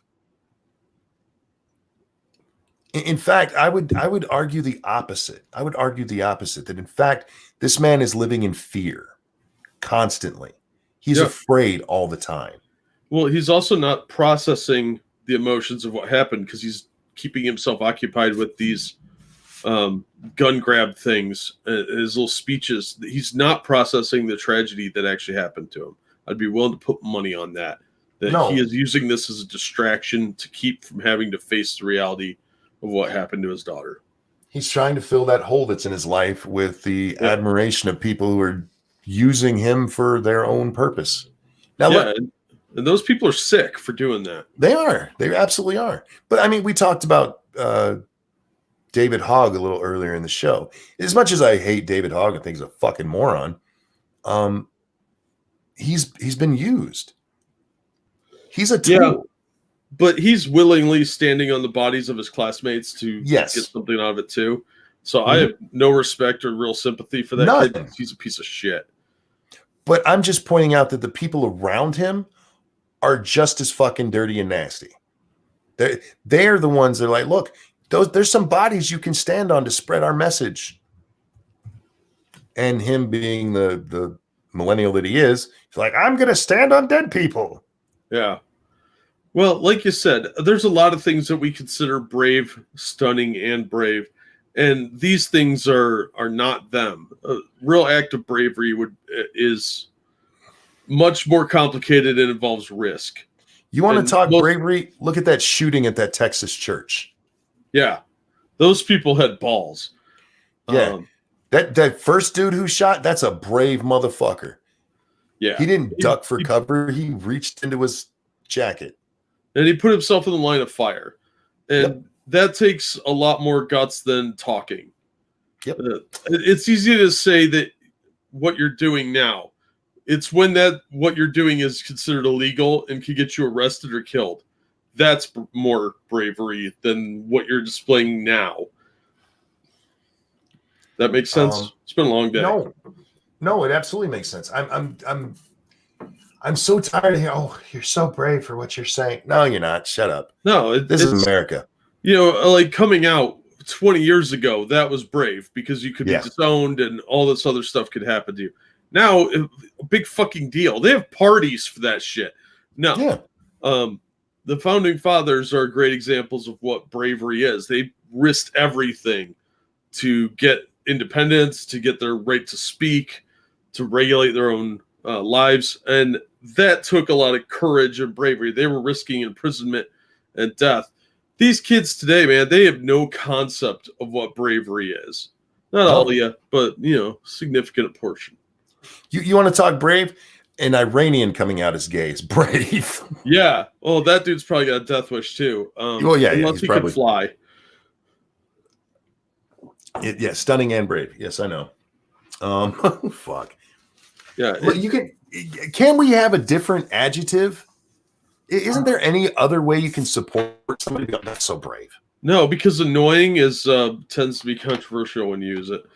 That's stunning and annoying. They could come out and say, look, I really admire him. How about, what's wrong with that? He's so brave. It doesn't go far enough. It doesn't signal your virtue. Pincalo, thank you. Carlin called the Texas church scenario 30 years ago. Carlin actually said he can't wait until shooters started shooting up churches. He said that's when it would really be fun. And people mistake bravado for bravery. That's true as well, John. You know what? That's Yeah. actually really well stated. Welly? Did I say Welly? Yes, you did. I was going to let it slide, but here we are. Oh my God. Sometimes I don't speaks the best. Yeah, you English bad. My talking is awesome. But everyone is brave and stunning. Yeah. We celebrate the wrong things, man. We celebrate the wrong things. We do. It's because we lead comfortable lives. We don't have major risks much anymore. Sure. So you don't have to worry about the secret police coming over to interrogate you and make you disappear in the middle of the night. You don't have to worry about going to prison for saying the wrong thing about the wrong official. In Thailand, it's illegal if when the king's music plays, if you don't stop what you're doing, you could be arrested or beaten on the street. Mm-hmm. So we don't have that here. So that's an alien concept to a lot of people. And a lot of people talk a mean game. Oh, I'd just ignore that. No, you won't. Mm-mm. No, because the first time somebody pulls you out and smacks you around with a truncheon, you're going to learn your lesson real quick or you're going to be dead. So talking is not dangerous here. Those Hong Kong protesters. Yeah. There you go. You want to talk brave? Look at these motherfuckers. Man, some of the beatdowns that have been recorded that I've watched. Like, oh my God. Yeah, same with the yellow vests over in France. Nobody even talks about them anymore. They've been protesting for 6 months? Oh, it's we got to be close to a year now. I would think so, but they're still getting their asses kicked over there on a weekend basis. It's like the sheepdog sketch from Looney Tunes. Morning Fred, morning Steve, and then they beat the shit out of each other. That's much more brave than anything that some asshole like Davey Hogg is doing. So fuck that kid. Fuck it. Well, this girl's dad, because he's not. See what? Oh, go ahead. I'm sorry. Oh, he's not dealing with his pain in a healthy, emotional way. So, well, speaking of stunning and brave, the reason we talked about David Hogg is because he is such a giant pussy. Did you see what he was tweeting yesterday about Abraham Lincoln? I remember seeing it, but I don't remember what it said. I tuned that kid out as much as possible. Well, we got to put it back on the screen, Jack, just because I've enjoyed this so much. He had tweeted out Lincoln was a really good president. And shortly after they tweeted out, actually, I was not aware of the scope of how detrimental he was to so many Native American populations. He was not a really good president. I thank my indigenous peers that brought my attention to Lincoln's atrocities committed against Native Americans. I'm deeply sorry for not acknowledging these crimes that I was unaware of until now. I will do better in the future. Was Lincoln skinning them alive in the White House basement? What's he talking about? He praised Lincoln and people told him not to do that. What atrocities did Lincoln commit? I'm not seeing that. I'm sorry Lincoln freed the slaves, by the by. I have to, this one part here, I'm deeply sorry for not acknowledging these crimes that I was unaware of. Jack, have you ever acknowledged things you were unaware of? Nope. Don't believe in it. I don't know how to acknowledge things I'm not aware of. Yeah. No, psychic powers are witchery. I learned that a long time ago, and never suffer a witch to live. I read that part of it, and that's why I keep highlighting it. It's not the rest of it, because that's what you expect. And Satsu had a great comment on there, the virtue signaling, eating each other. It's a virtue or a Boris. And it's P-Dog saying, because I bet there's a whole bunch of black folks out there going, fuck you. Right? But you know why? Because black people were way worse off than the Indians. And they're like, fuck you and that redskin. That's what they'd say. And they'd point the notion that you have to apologize for not acknowledging something you're unaware of. Well, let's be fair. That kid's unaware of a lot of things. Yeah, he should do nothing but apologize constantly. You can't apologize for things you're not aware of, because you're not aware of them. You can't. You literally can't acknowledge them. Yeah, you don't know the things you don't know until you become aware. The kid's a fucking idiot. And first of all, I'm sorry you lost the war, but that's how wars go. You don't sit there and whine about it for the next 100 years. Fucking deal with it. Maybe you shouldn't have, done whatever you were doing. I'm told Satan is trending. It's not trending on mine. I'm trying to go look and see why. What'd he do? At this point, it was probably fairly minor. Donald Trump Jr. tweeted out, likelihood of Nancy Pelosi praying for Trump is about the same as the likelihood of Satan running around quoting the scriptures.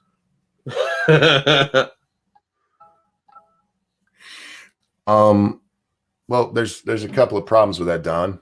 I get what he's doing. It's funny. But Satan does quote the scriptures. He actually uses them for his own purpose. I get what he's saying there. I get what he tried for there. But yeah, he fucked that one up, Donnie. Well, a lot of the evangelicals used to believe, I don't know if they still do, but that was one of the ways that you would spot a witch, is they can't recite the Lord's Prayer. And if somebody was demon possessed, the demon can't recite the Lord's Prayer. So they can't quote scripture accurately. So that's probably where he's coming from with that. But if you don't know super religious people, you're not going to pick up on that. I think he was just trying for a joke and missed a little bit. Yeah, that's not a very good joke. He shouldn't write his own material. No, well, Don Jr. can be funny. He's got some zingers out there. I don't follow him. I do follow Trump, but I don't follow his son. But because of who I follow and stuff, it comes across my feed quite often. Yes, Dangerous. We talked about AOC saying you can't pick yourself up by your bootstraps. We actually watched that video a little while ago. It's physically impossible to pick yourself up by your shoestrings. She says that, Jack. I'm only very, very slightly paraphrasing there. I know. Oh, so yeah, she's a moron, of course. Oh goodness. What? Minnesota, Wednesday, sunny skies are being replaced by increasing clouds and light snow moving across the state Thursday. This is a weather report from Minnesota. And Ilhan Omar tweeted out for thousands of Minnesotians, this is more than a weather report. It's a reminder that they won't have a safe, warm place to sleep tonight. A country of our wealth can't claim to have moral authority while letting people go without a roof over their heads. Well, you got a lot of rich Democratic friends. Have them open their houses. Right? Tear down those walls, Ilhan. Yeah, no shit. How many of your Democratic friends have more than? Go ahead. Right? Piccolo brought up that the doctor who blew the whistle on the Wuhan flu just died. That doesn't sound questionable at all. Not at all, no. No, I found an article on it if you're interested. Yeah, I'm responding to Ilhan. I have to. Oh, yeah, of course. I bet she smells. Probably. Like that body odor mixed with like patchouli kind of smell. To me, she looks like she smells like, and I don't know, and this is going to sound like peanut puss. Yeah, like 5-day-old crotch rot. Yeah, that's how I was picturing it too. Because that's what like really bad, funky body odor smells like. Yeah, and not to be sounding, I know exactly how this is going to sound, but people from certain countries on certain continents smell like shit and rotting vagina leftovers. So yeah, I'm all about that visual because that's what they smell like. Midnight says peanut puss. If you've ever smelled it, you know what I'm talking about. It is a very distinct smell. It smells like peanuts mixed with puss. Bad puss. Don't get me wrong. It's not like, ooh, that smells like a peanut butter and puss sandwich. What the fuck did I just say? You know what you said, but the corners are all occupied by the audience. So Dangerous says the doctor died of a naturally occurring car bomb. Okay, let's check out that story real fast. Oh man. All right, there we go. Doctor who blew the whistle over coronavirus has died, hospital says. Early reports of death of Li Wenliang were redacted. or were retracted only for a doctor to succumb to disease later in the day. Oh, he died of the fucking disease? Supposedly. A whistleblowing Chinese doctor tried to raise the alarm about the coronavirus outbreak has died, a Communist Party-controlled newspaper has confirmed. Li Wenliang, 34, was declared dead at 2:58 a.m. local time on Friday morning after emergency treatment, that's in quotes, at a hospital in Wuhan. Emergency treatment, huh? Yeah, for that plutonium. I mean the flu. That radioactive flu that one guy caught in England. Yeah, they gave him some emergency medical lead. Yeah. So it sounds shady, doesn't it? Like, Chinese police had targeted Li for spreading rumors in late December 2019 after he posted a warning on social media about a cluster of cases of a flu-like disease that had been treated at his hospital.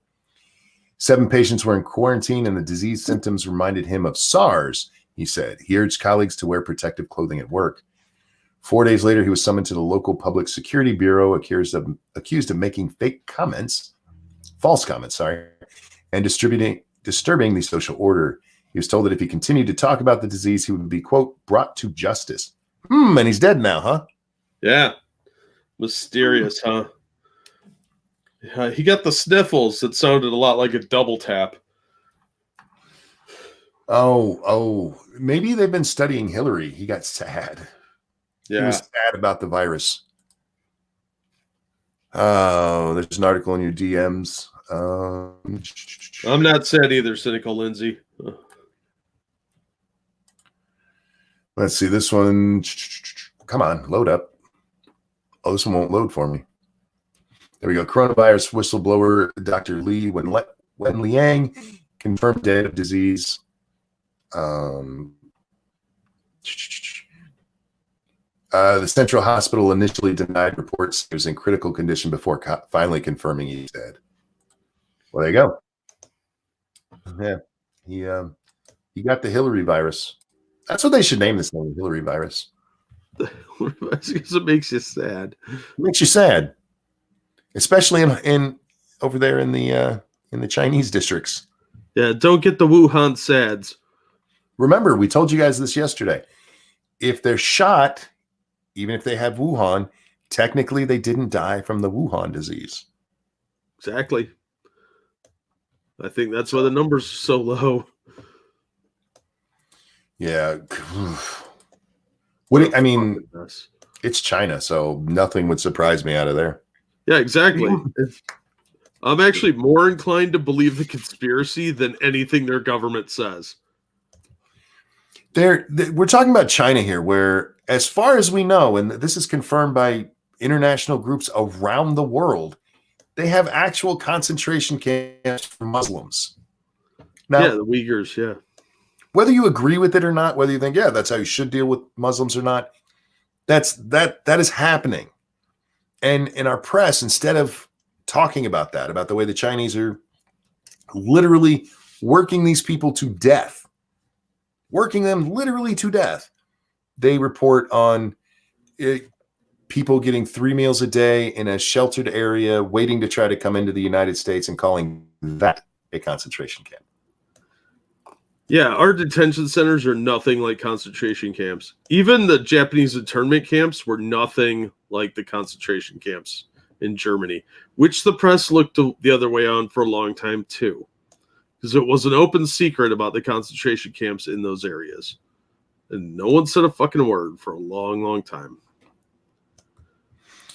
B Junkie says I have to screen for Wu flu now. Should probably research what it is. Well, man, look it up. It's all over the place. Did you see the report that in Taiwan that it might have accidentally given the legit numbers of the coronavirus? Yeah, we talked about that yesterday. And again, when we talked about it, because the numbers they gave, they're more of what you would expect for the way China's responded. Shutting down a whole fucking city. Yeah. They're more in line with that, but I forget what the exact numbers are. But let's say, for example, that it said 500,000 500,000 cases are actually reported. And then when they corrected it, it actually said like 3,500 or 35,000, whatever, you know. It's not a case of like they just missed a zero or they added a zero. The numbers are completely different. Completely different. I could understand it if it's like, okay, we just added a zero. But when the numbers are absolutely in no way even closely related, how the fuck do you fuck that up? I did see that report. Like I said, we talked about it yesterday, but yeah, those type of questions get you locked in the quarantine zones. yes. So, and you get sad quick. Yeah. You don't want to get sad in China. It's one of the few things that I have liked about this latest season of South Park is when Randy ends up in the camp over there in China for bringing weed in. And I haven't seen that one. There's a great part where he's in there and he's being worked to death and shit. And in the background, you see this window, and then this guy brought out, put down on his knees, and double tapped in the back of the head. Jeez. Oh, it's a great one because it's all about how American companies bowing to the fucking Chinese all the time. Oh yeah. There was actually on the plane going over to China. You have all of the Avengers, you have stormtroopers, you have the Disney princesses. It was fucking amazing. Pretty soon people will starve in these areas too. Many more deaths to come. Well, yeah.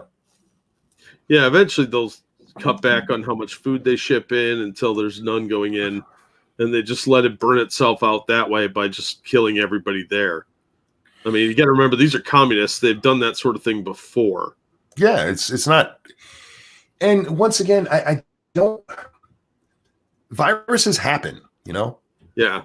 There is the theory out there that this was manufactured, and I'm not saying that's not true, but I have no proof that it is true. But viruses do happen, and outbreaks kill populations. We are a species susceptible to that kind of shit, which is why you should vaccinate your kids, shitbags. Anyway, these do happen from time to time, and if you paid attention, it's been brought up many times. About every 100 years, we have one of these things happen. Yeah. The problem with what's going on in China is how secretive they're being about it. It's different if you actually let us know what's going on so people can prepare. And being so secretive about it is how you help spread it, shit nut. Yep. I don't know why I keep saying shit nut today. It's going to make the population, the infection rate staggeringly higher because people aren't going to know to be prepared or how to prepare because they're not aware of the danger. Yep. And that gets a lot of people killed really quickly. Yeah, because even if this was released by them accidentally, you can prepare for it. And it's not something that can't be taken care of. You quarantine the ones who are sick. You make sure you take precautions. You're not touching people you shouldn't be. If you're in a known area, you get the 99 mask or whatever it is. Yeah, respirator masks. And yeah, you take the precautions. Sick people have to stay home. Everybody washes their hands regularly, good hygiene. That's a big part of not getting the flu to begin with. So sure, there's a lot of preventative things they could do, but the secrecy lulls people into a false sense of security. Yeah, and this time of year here in the U.S., man, we shouldn't be too worried about Wuhan here yet. Keep an eye, but this is flu season, you guys. The flu kills a lot of people here, but it's usually if you're old or very young, but it still kills them. Mike Downey, thank you. Corona is a bioweapon. It becomes more lethal over time. Can you infect everyone before you kill all of your carriers? That's a Plague Inc. reference, I believe. Because there's different things you can do in there, different kinds of viruses you can let loose. But here in the flu season, just things you should do. Like if you have to touch money, clean your fucking hands. You know how gross money is? Oh yeah, money's disgusting.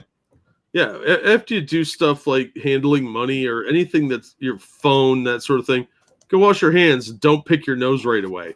Yeah.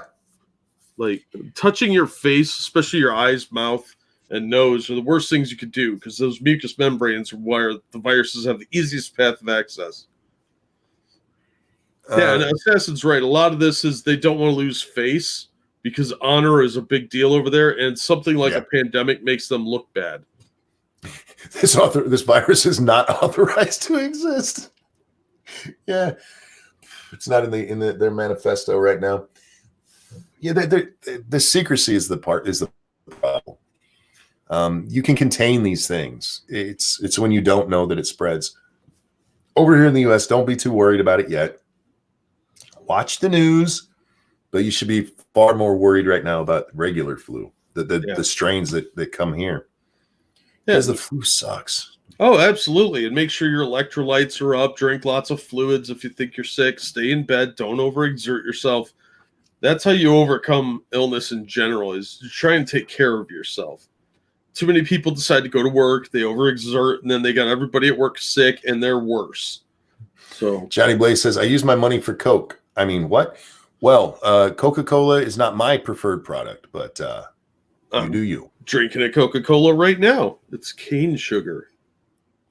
But if anybody out there uses cocaine, make sure after you spend money to buy it, you wash your hands because you're about to snort that shit. As Jack said, don't touch your nose. Yeah, that's what straws are for. I mean, what? And don't use rolled up money because you're double dosing then. You're touching your nose with the filthiest thing in the room.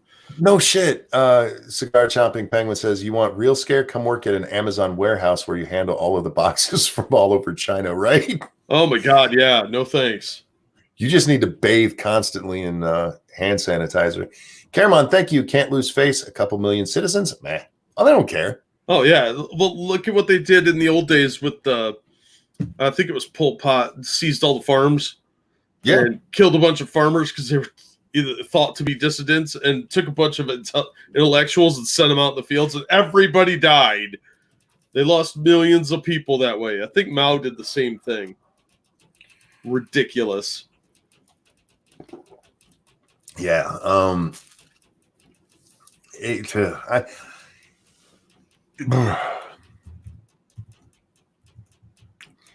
Communism, man. That's what we need here, right? Right, Yeah, Bernie? This is exactly why we don't need communism, because you can't get anything done in a timely manner, and they know it because they have to wait for permission to do anything from somebody up above them, and nobody wants to get rogue and take some initiative because that's how you get dead.